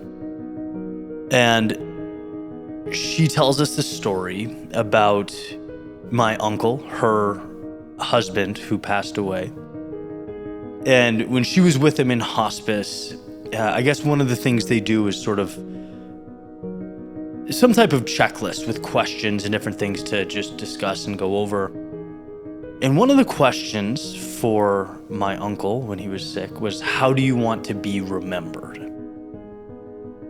And she said, she remembers vividly asking him that question and him pondering it for a few minutes and saying one word: grateful. And I thought that was one of the most powerful, beautiful tributes to just life itself, to the people in his life, to everything. I don't think Hollywood script writers could come up with a more perfect answer, a more ideal answer. And, it's something that I've been thinking about a lot, just gratitude in general, that sort of perspective, that power we all have to choose, and how that sort of reinforced the gravity, the importance of having gratitude as a North Star. We all have the ability to choose gratitude. And the older I get, the more I learn that it's not a small thing. One of the most important books I've read, by Dan Sullivan and Benjamin Hardy, and I've referenced it a few times. It's called The Gap in the Gain. And it talks about this sort of binary, this ability we have to either look at the gap, right? What's not there in our life that we want to be there, the things that are missing, the things that hurt us, versus the gain, which is how far we've come in what we do have and how lucky we are. And it's funny, it doesn't matter the situation. There's always both. There's always a metaphorical shelf right in front of you, and you can choose which one you want to take and how you want to see the situation. I think something that I'm learning as well is that we all have natural predispositions. We have biological tendencies. How you view the world innately is not going to be the same as I do. Nature plays a role, right? I need personal development. That's why I love it. That's why I've, in a way, made it my mission. I love philosophizing and diving into it. It helps me. Without it, I wander. Because my instinct is not, I am so happy.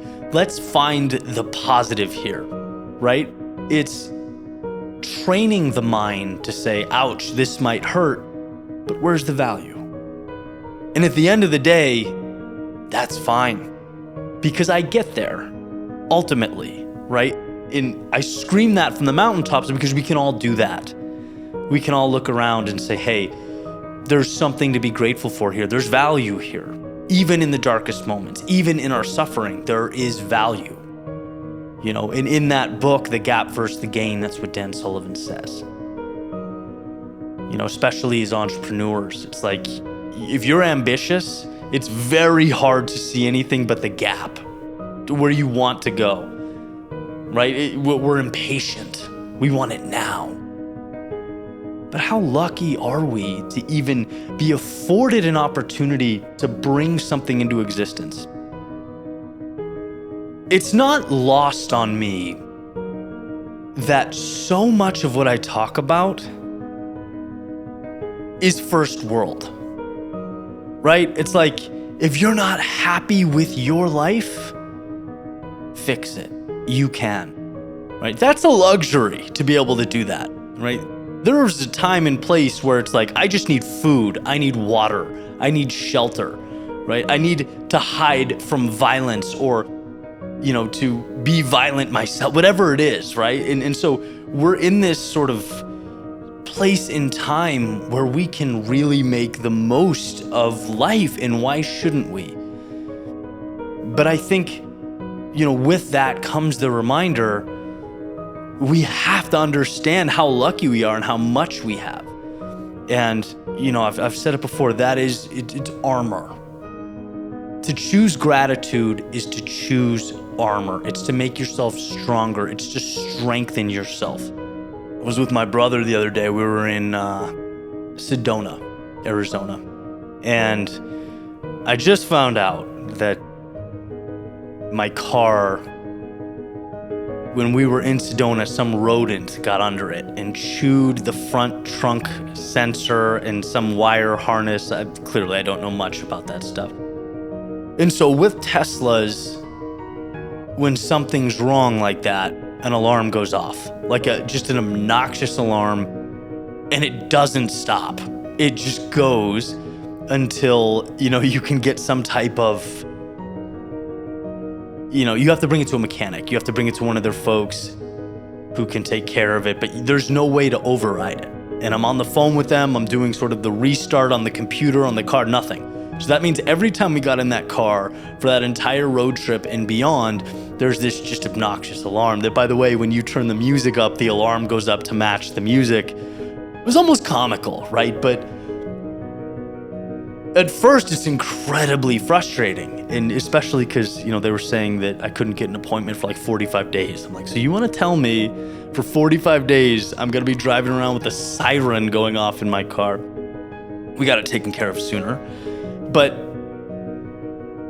it brought me to that moment, right? The gap versus the gain, because you feel angry. It feels stupid and unnecessary. Why is this happening? This is obnoxious. Then you think, what a problem to have.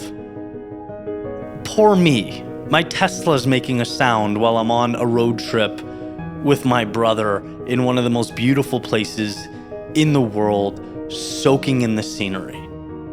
This is when you're gonna throw a tantrum, right? And it's that same idea. It's so easy to be angry and overlook the good. And I say that not to be cliche. I say that because it's really become a superpower for me. And I wanna share that with you. That's what I do. I share my wins, I share my losses. When I discover something that I think is meaningful or powerful or impactful, I want you to know. Because some of the biggest changes we make are little alterations to our perspective. And so every time you're angry, picture that shelf right in front of you. And there's the gap and the gain. Two things, right? There's a reason to be grateful or resentful. There's the choice to move forward or to be slowed down. And you reach out and you pick up the one you want to pick up. They'll always be there. And so if you start becoming accustomed to picking up the gain and the gratitude and the value, you'll see that, in this game of life, you're not a puppet, you're the puppet master. Viktor Frankl talked about in his book, the one thing that can't be taken away from us is our attitude. It doesn't matter what's going on around us, what life is presenting, attitude can't be taken away. Your gratitude is always there. So whatever you're going through, good, bad, in the middle, think of that shelf. Think of the value that you can pick up at any moment and use to better yourself, as opposed to these narratives that we create that hold us back or make things seem harder or put us in that gap unnecessarily.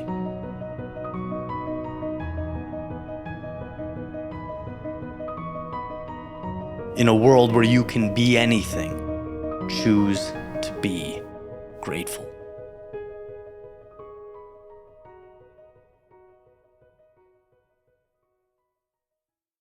What if the real enemy isn't who or what you think it is? What if it's not the things that are quote unquote bad?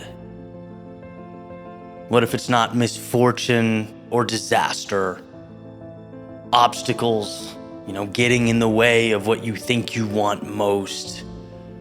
What if it's none of that? What if the real enemy is good? What? You might be thinking, good? Well, let's dive into the context. Because in a nuanced world where so much lives in the gray space, the details mean a lot. See, I'm a reflective guy. I enjoy thinking about these things, and I think that a happy life, not even a quote-unquote successful one, I'm not talking about finances or followers or sales or any of that stuff. I'm talking about overall contentment, feeling good. When I look back on my life, contentment was more often derailed by good than anything else. See, those blatantly unaligned things, the sharp pain, the oh hell no's, they're easy to avoid. They shine so bright that we can't help but turn away. The good things, though, they are the wolves in sheep's clothing. They hide. It's hard to say no to good things. After all, they're not pain-inducing. No, certainly not, at least in the moment. They are, however, a decision to take the good train instead of waiting for the great, the excellent, the incredible trains to arrive at the station. Good is saying, yeah, I don't see anything terribly wrong with this. And from a distance, it checks out. And see, with that philosophy, what you're left with under these circumstances is a good life, time spent doing good things, surrounded by good people, making good progress. And hey, maybe good is enough for you. I'm not here to tell you what happiness should look like in your world. But I am here to say that life will give you what you ask of it. And if peak living is on the agenda, good simply cannot be. At least not consistently, at least not at scale. I'm asking that you imagine a world where you spend your time doing things that you deem to be great, that tap into your heart, your soul, your curiosity. They don't merely check a box. Their value isn't the no news is good news mantra. Their value is that they create a pathway to your soul and invite you to step into a beautiful, currently unevolved version of yourself. What if you surrounded yourself with great people? Not people who are nice enough. Not people whose value is a mere lack of confrontation or constant tension. No, that should be a baseline. What if you surrounded yourself with people who lifted you up, who made you better, who reminded you of life's finitude, your short window to make an impact, and your ability right now to do just that? Imagine what that would feel like. And if merely hearing these things seems preposterous and far-fetched, that means this message has safely arrived to your doorstep in the land of good you currently occupy. I've heard people say for years, give up good and go for the great. I would hear that, I'd say absolutely. I'd clap like a baby seal, nod my head like a golden retriever watching TV. Then I'd step out into the real world and see how very hard that is to do. Why? Because good is comfortable. And most importantly, good is not bad. The brain can be very easily tricked into thinking that's enough. How terrifying the prospect of giving up no news in exchange for bad news. Shivers run down my spine. But, and you knew this question was coming, will you give up no news for great news? What if there was a little boat tied to your harbor, And that boat symbolized avoiding failure, mitigating risk. It's living not for greatness, but to avoid mistakes. I think there are few things that would be more freeing than walking up to that little boat, cutting the bow line and letting it float away into the distance. Why? Because the life of chasing down opportunity, of living for the upside, well, it ignites the flame in you that's been waiting to burn. Those parts of you, the ones you've been dying to explore, and some you're probably not even aware of yet, they are ready to be set ablaze. Now, is this something always front and center on my mind? Is it something I always remember? Of course not. Which is what makes this point all the more important. I speak on this because every time I'm brought back to that point, my life is better. I need the reminder, the thought experiment. The blatant misalignment in my life is easy for me to spot. But the good is sneaky. In fact, if it weren't for a friend of mine, a great friend of mine recently reminding me that it's hard to step away from the good, but good is not what my soul wants, it probably would have taken me longer to look around. That good boat would still be bobbing on the water's surface in the harbor that is my mind. And I'm not naive. I understand that comfort is good, the lack of noise, the ease at first glance, sure, it works. But I've come too far to find comfort in the eye of the storm. I owe it to myself to fight through its walls, its winds, its turbulence, and find the skies that bring me contentment outside the storm's center. And I'm guessing that if you're listening, we're not all that different. And so if you're asking what's next, what must change, what must go, I hope you'll find the courage to free yourself of not only that which is detrimental, but that which is good. I hope you'll find it within you to make space for the greatness in you that will light up your world.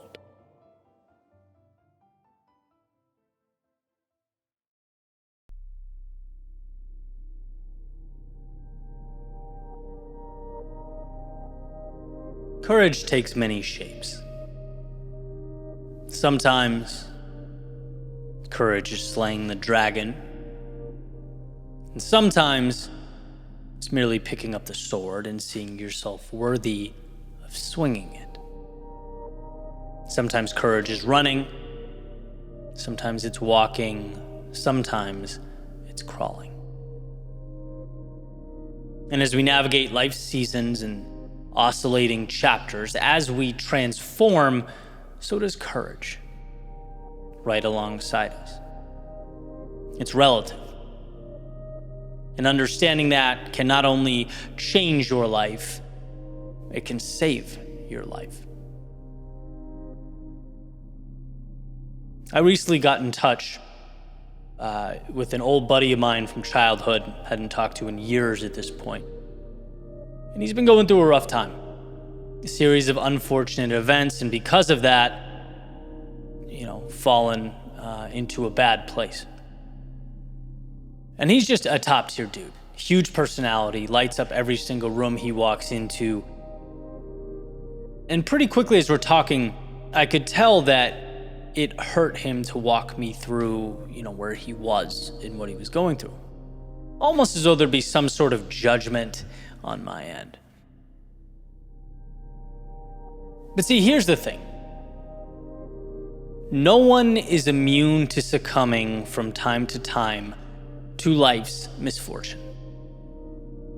That's just a reality. At any point in time, every single soul walking this planet is a few bad decisions away from rock bottom, just like they are a few good decisions away from the clarity and positive transformation and growth they've been looking for. And knowing that that's a fine line, to me, that's empowerment. because it reminds us during the bad times we are, a few decisions away from climbing out. And during those good times that we're not infallible, that nothing should be taken for granted. No one is above misfortune. You're not less than for walking through your personal hell. It's merely your turn to find courage within yourself and rise above it. Now, that's exactly what he's doing, and this is ultimately my point. He's getting help. Hurt pride, hurt ego, angry at himself. He's rising above all of that to get help for the betterment of himself, his family, and his family's future. To me, it does not get more courageous than that. It's a courage I'm not even sure I fully can comprehend. And I get it, right? You're in the middle of the chaos. You don't see it. We never see clearly in the middle. Because it feels like he's digging himself out of a hole, so he doesn't see the magnitude of his decision. But given the season he's currently in, he is making himself the hero.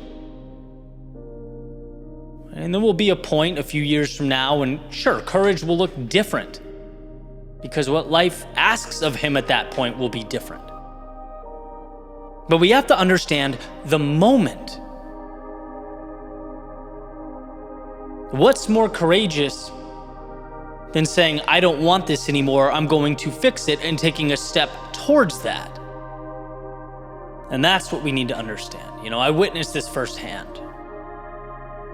Especially in the, personal development world. I love consuming personal development on YouTube and podcasts and books and everywhere. And what I find is the message I need ebbs and flows depending on the season I'm in. Right? There are times, particularly in the first couple of years of starting this business, where I'd need the Gary V's and Eric Thomases of the world every day to say, dude, get off your ass and do more. Stop hiding behind your excuses. Be better, right? And there are still days where I need exactly that. In those moments, courage for me meant overcoming the desire to cling to short-term fulfillment. Courage was doing what I needed to do, not what I wanted to do. Then there are times where, I'm fighting through something deeper, something personal. And courage looks a lot different. It's not go write 2 speeches and run 10 miles, go be better and do more. No, not that day. Those days, it's look in the mirror and remind yourself that what you do matters and that you are worthy. Courage is picking up the sword. It's when I dive into the philosophical. It's Eckhart Tolle explaining the power of being present. Jordan Peterson shedding light on what one's pursuit of meaning truly entails. Courage is recapturing my why, pushing through the fears and insecurities and feeling again like the person who can. And so the bottom line is, as I evolve, as I change, as life ebbs and flows, courage changes with me. And sometimes the smaller action in a particular situation is much more powerful, much more meaningful than a big action taken when, things are going well and the stars are aligned and life is smooth. Perfect example, something that almost always chokes me up, and I'm not exaggerating, seeing someone who's overweight and you can kind of tell they're struggling through jogging on the side of the road, right? Because I know how insanely hard that is to begin a journey of that magnitude. To look at one's life and say, hey, I'm changing the situation, right? To lace up your shoes and suffer through a run outside or even a walk outside. Think about how powerful that statement, how much it took, how much fear and insecurity was pushed aside in the pursuit of something better. Now imagine what would be missed. Imagine what a loss if they didn't celebrate that victory, their strength in stepping outside that day. Why? Well, because their neighbor ran 10 miles, they only ran 1. But that's the thing about courage. It doesn't look the same.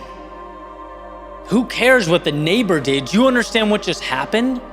His courage to push through a 10-mile run is astronomically different than your courage to shift your identity, to transform into someone who runs. Again, there will be a point in time when what courage means for you changes, but understand the now. Celebrate this and how remarkable your action in this moment.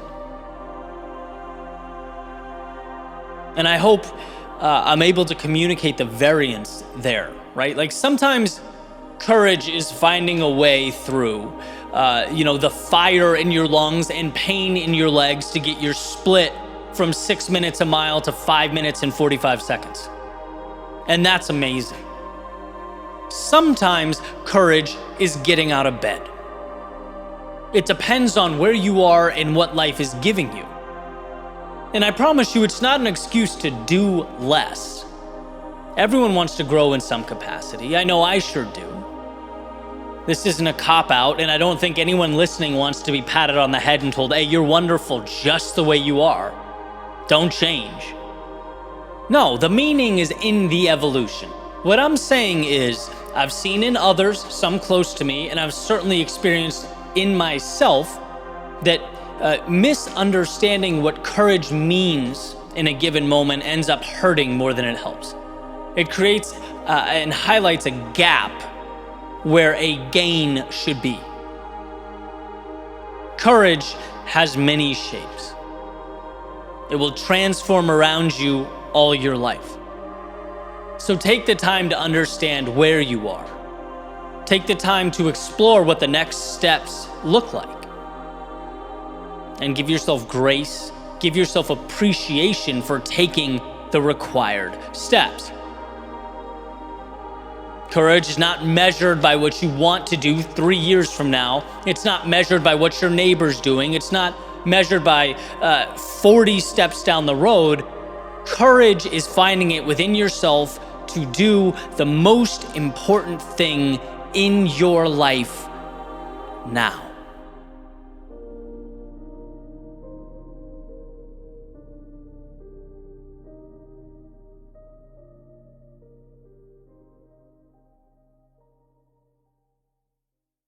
It's not personal, but it's never personal. Life is not capable of giving you some vengeful narrative or sad storyline. Life can only give you pieces. You decide what to make of them, what to build with them, what they mean. Why'd you quit? Well, because things got difficult. I had to. Why'd you keep going? Well, things were difficult. I had to. It all comes back to the basic premise that our worlds are defined within. They're merely validated externally. And when you think about it, it becomes obvious, right? Very rarely will someone see strength in you that you don't see in yourself, that doesn't originate internally, right? Very rarely will you be held to a higher regard than that which you hold yourself to. You dictate. The world reacts. It is, in a way, almost funny that we look everywhere for solutions except the place where solutions are manufactured. Tolstoy famously said, everyone thinks of changing the world, but no one thinks of changing himself. Well, the quickest way to change your life is to understand that the quote-unquote bad things, they're just not personal. When people hurt you, those people are in pain, they're insecure, they're fighting their own demons. When the world seems to be falling apart around you, it's not that life is an enemy or adversary. It's not telling you no, it's just life doing life things. But those happenings, they don't have an agenda, they have no charge. They just wait for you to pick them up and provide meaning. It seems to me that in most debates, for example, the one who stays calm and collected and locked in on the facts of the argument generally, that individual has the upper hand. As opposed to the one who gets all worked up and starts screaming and reverting to insults. The conversation itself is not emotionally charged.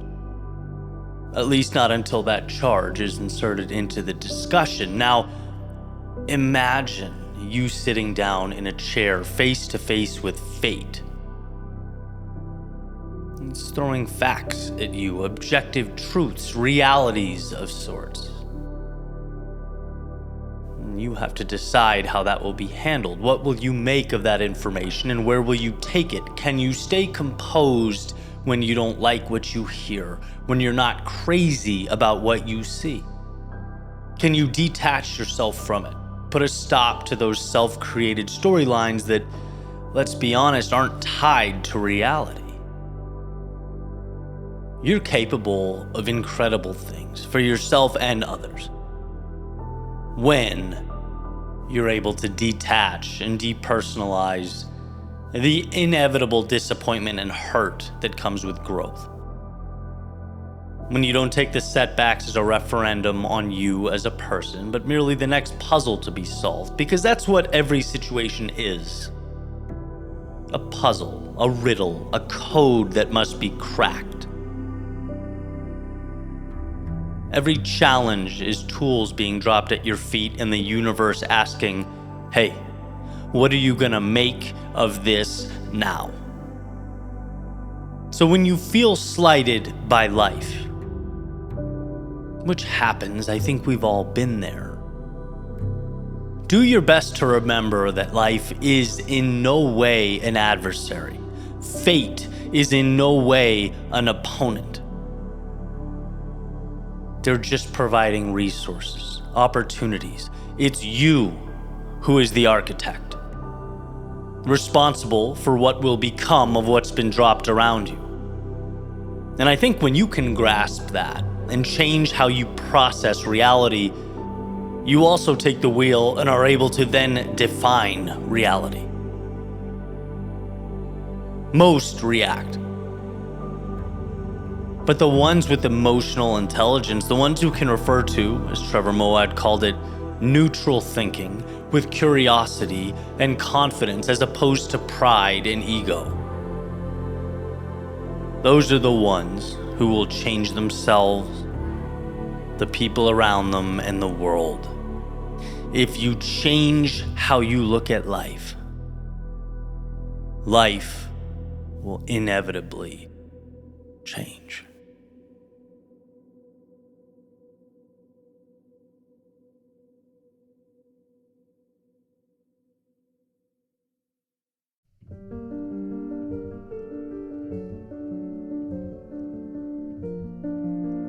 I want to share a theme with you that continuously reemerges in my life. And every time it does, I'm grateful.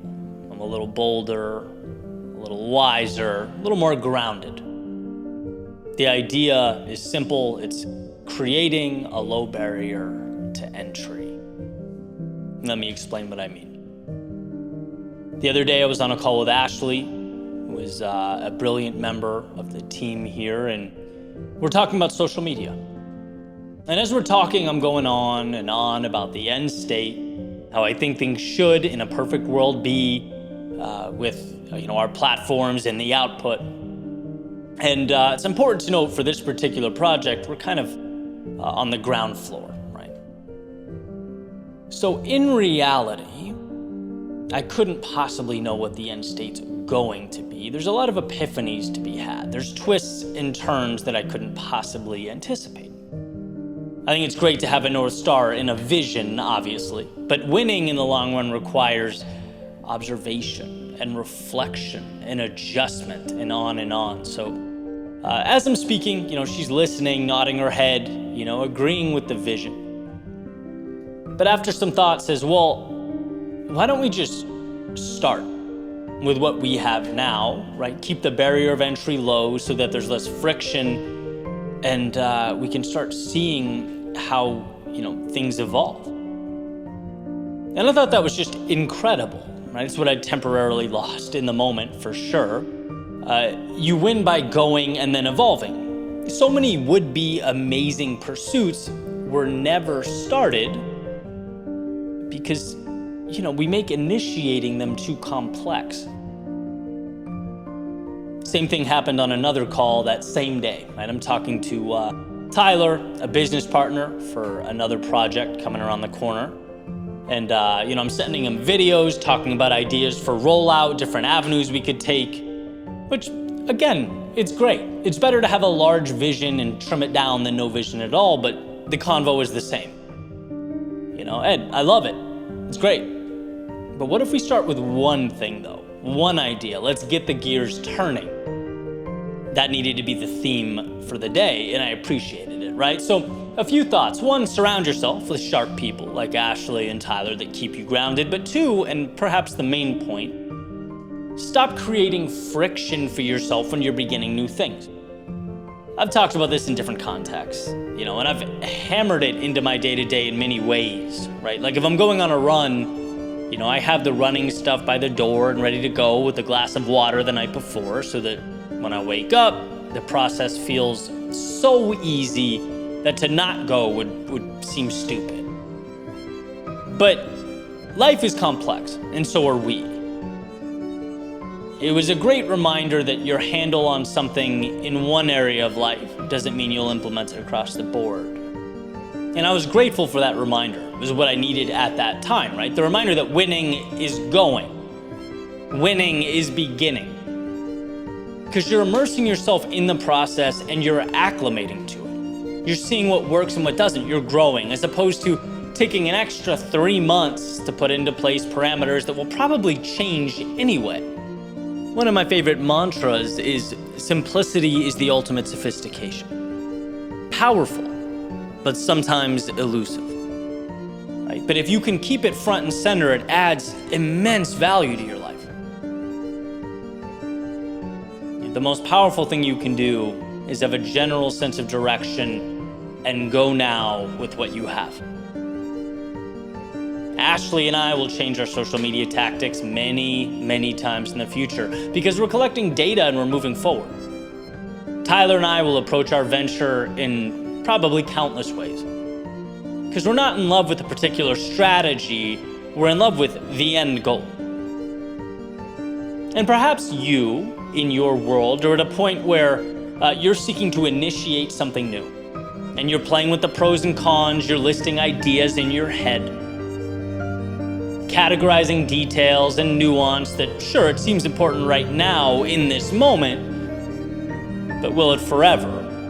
Right? My advice to you is to mitigate detail and instead place the value on finding the courage to begin now. Before you're ready, before you have all the answers, before you know how X, Y, and Z is going to unfold. Mitigate the friction to such an extent that, the pursuit feels like an ice hockey rink. You're sliding into whatever comes next. Never underestimate how powerful that is. And be reassured by the fact that in 3 months from now or a year from now, the journey won't look the same. You'll be better in execution and wiser in strategy because you simply created a low barrier to entry. You leveraged perhaps the most important ability you possess. You began.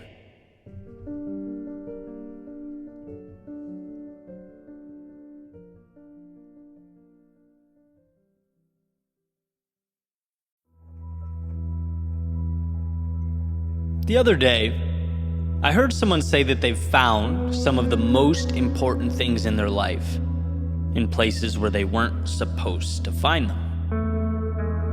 Which is interesting to me. One, because that seems to happen a lot. And two, because it's like, who creates the parameters around what we're supposed to do? Who sets the rules to begin with? I'm continuously blown away by our tendency to create imaginary walls and then live within them. To build steel bars around ourselves that separate the now from future opportunity. In one of the first videos I ever made, I talked about this nagging feeling of discomfort that occurred right after I left the corporate world and started my own business. And at that point, to call it a business was giving myself a lot of credit. I was basically just starting to make videos and put them out on social media. But I would run in the middle of the day, right? That was my thing, right through Boston, along the Charles River. I loved running. But I couldn't help feeling this guilt, like I wasn't supposed to. Like I was doing the wrong thing, doing what I was taught not to do. My whole life, I learned that you go to school or work during the day. That's the right thing. And a decade removed, I've grown and I've learned. I know how crazy it sounds now. But it took me a long time to even enjoy it and not feel like some deviant who was leaving everything he'd worked for up to that point to go and fail spectacularly. Right? The supposed to followed me around like a shadow, constantly trying to pull me back in. Freedom to me is separating oneself from this exact sentiment. It's doing what's best for you, exploring your own worldview, blazing, as the saying goes, your own trail. Because you'll find very few supposed tos there. I think this is a microcosm of a greater truth. The most important things we do in life, our pivotal moments, our epiphanies, are found where we weren't supposed to find them. Because what we're supposed to do is very rarely methodically thought out. It's simply the norm. It's marching orders. It's what the crowd is doing. It's what will help us blend in. And it's interesting, as I've pushed further and further into life, I've come to believe that rarely is what's best all one thing or all another. It's working to find a balance that supports your ideal life trajectory, right? That balance will lean substantially more one way or another depending on who you are and what's important to you. And so, I'm not suggesting one always needs to be different, or if something is common, it's wrong. No, thousands of years of evolution and societal stressors have in many ways narrowed down for us what's effective and efficient. It's helped us survive. And to dismiss this outright is obviously counterproductive, but it does explain why any break from these norms physically hurts. We associate them with survival. And here lies the divide between surviving, which we are supposed to do, and excelling, which is to embark upon a different game altogether. Survival is mitigating risk. Excelling is hunting down the opportunity.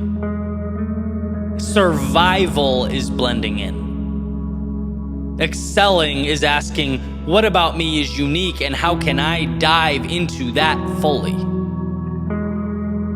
Survival is not having to innovate on any large scale because the instructions are clear and laid out for you. Excelling is asking, now that I know the rules, how can I bend and maybe even break them so that I can improve my life and the lives of those around me?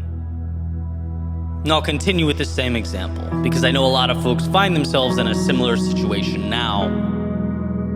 I wasn't supposed to deviate from my previous life trajectory, my education, my career track, my 401k, but I did. And I found something I otherwise would never have, an ability to work on what I enjoy and share that with others.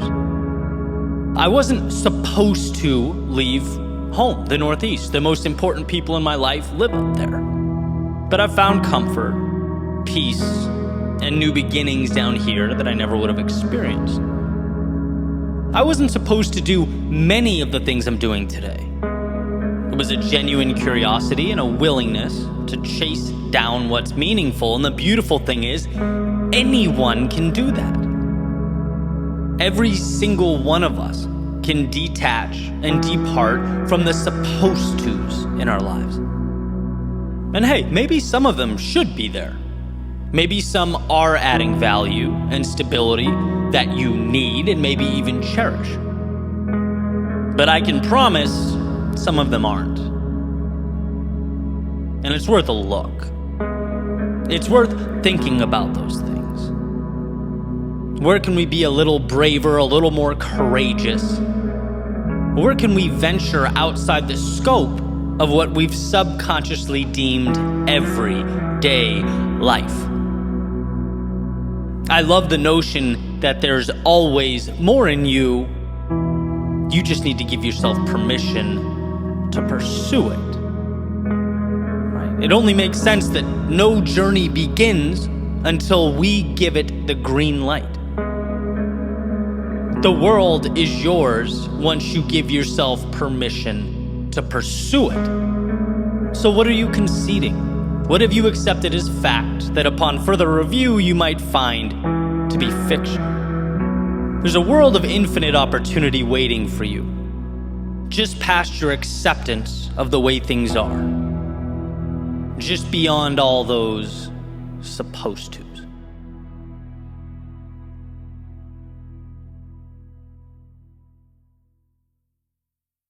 Imagine with me a toddler, let's say 2 years old, walking around a living room and picking things up.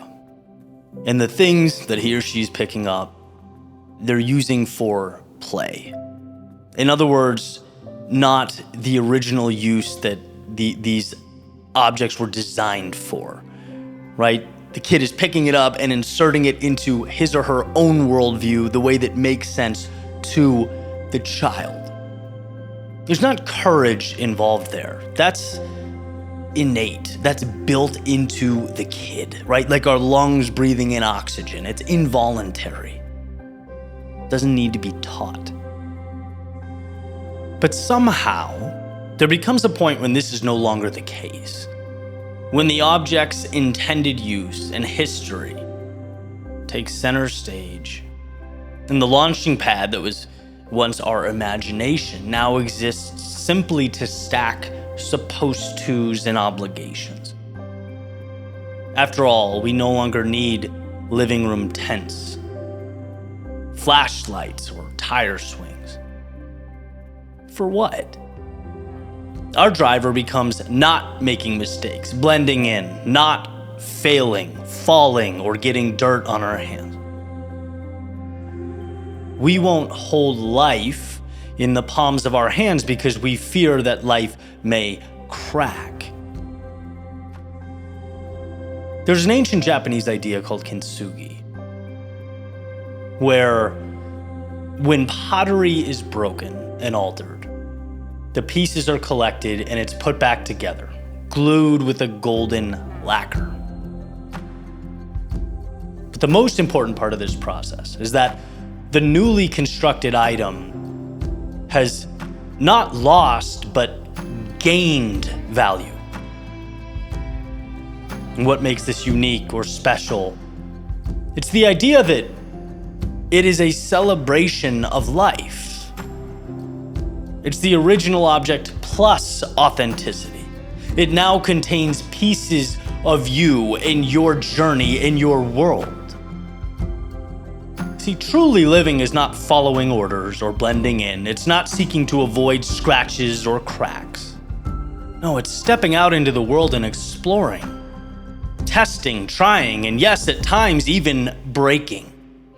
Because it's in the reconstruction of these decisions that life becomes valuable. It's in failing and falling that we become strong. It's in loss that we find gratitude. It's in not knowing that we find meaning and ultimately wisdom. This means doing what we did when we were 2, even if this go-through requires courage we didn't need back then. See, when the default is to preserve, we must ask what it is we are preserving. And I'm not discrediting the original. Be grateful for the status quo, but pay homage to it. by building on top of it, by breaking and reassembling the status quo so that it transforms from merely an object to a banner, to a flag, to a battle cry. This world is yours. All of it, a canvas for your painting, a key to the door you want to walk through. But there must first be a joining of that which surrounds you and, well, you.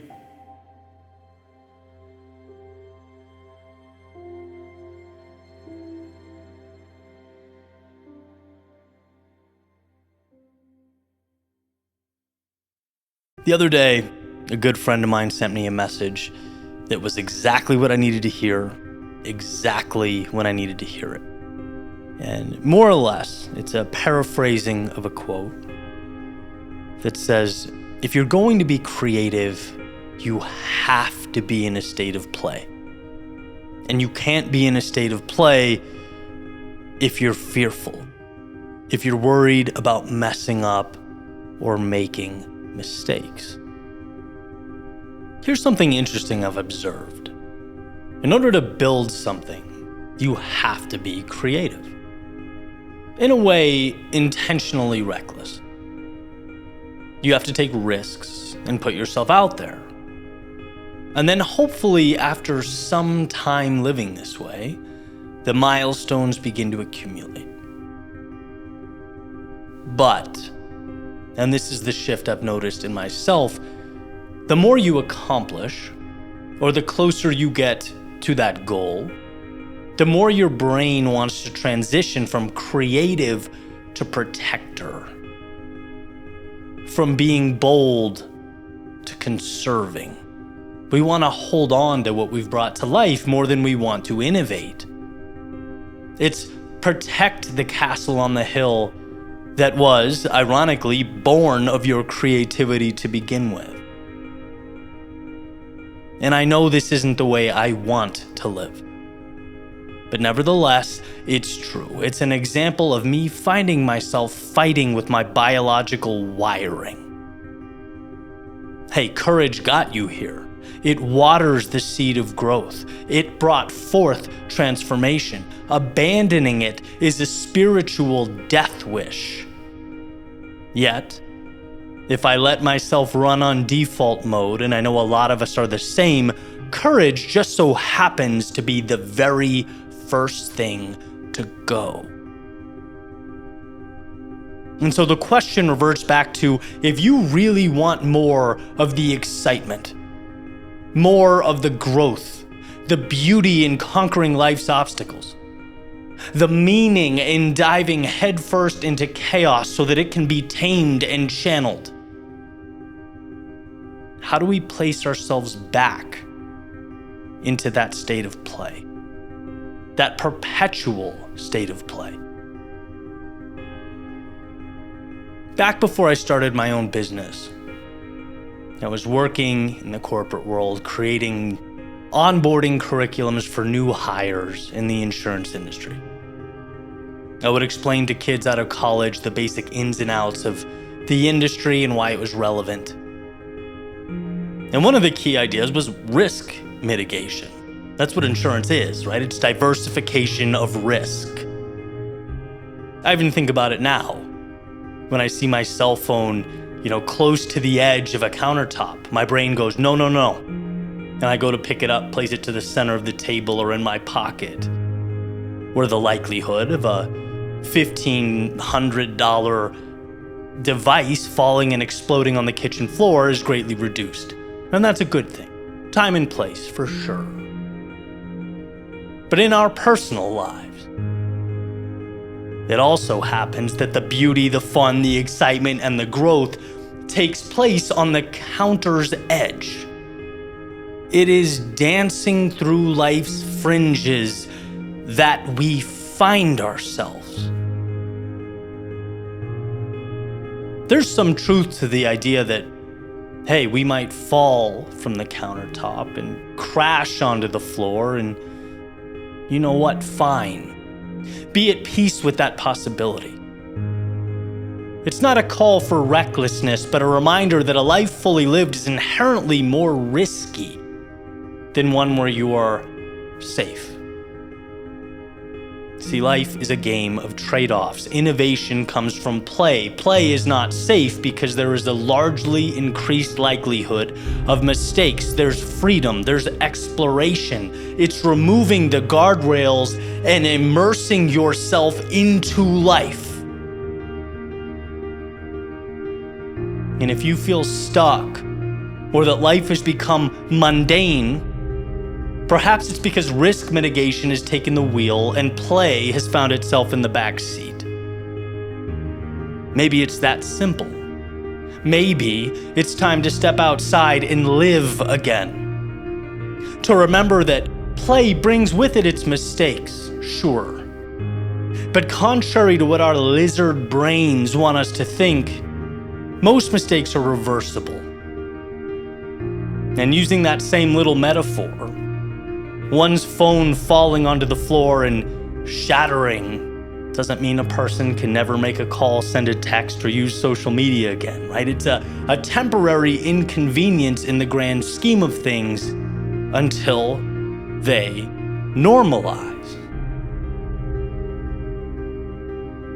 I think we want to live in a manner that makes possible the upside, not one that hides us away and reduces the potential downside. Again, the quote, if you're going to be creative, you have to be in a state of play, and you can't be in a state of play if you're being careful, if you're trying not to make mistakes. So take some time and think. Ask the questions that, if you don't ask yourself, will very likely go unanswered forever.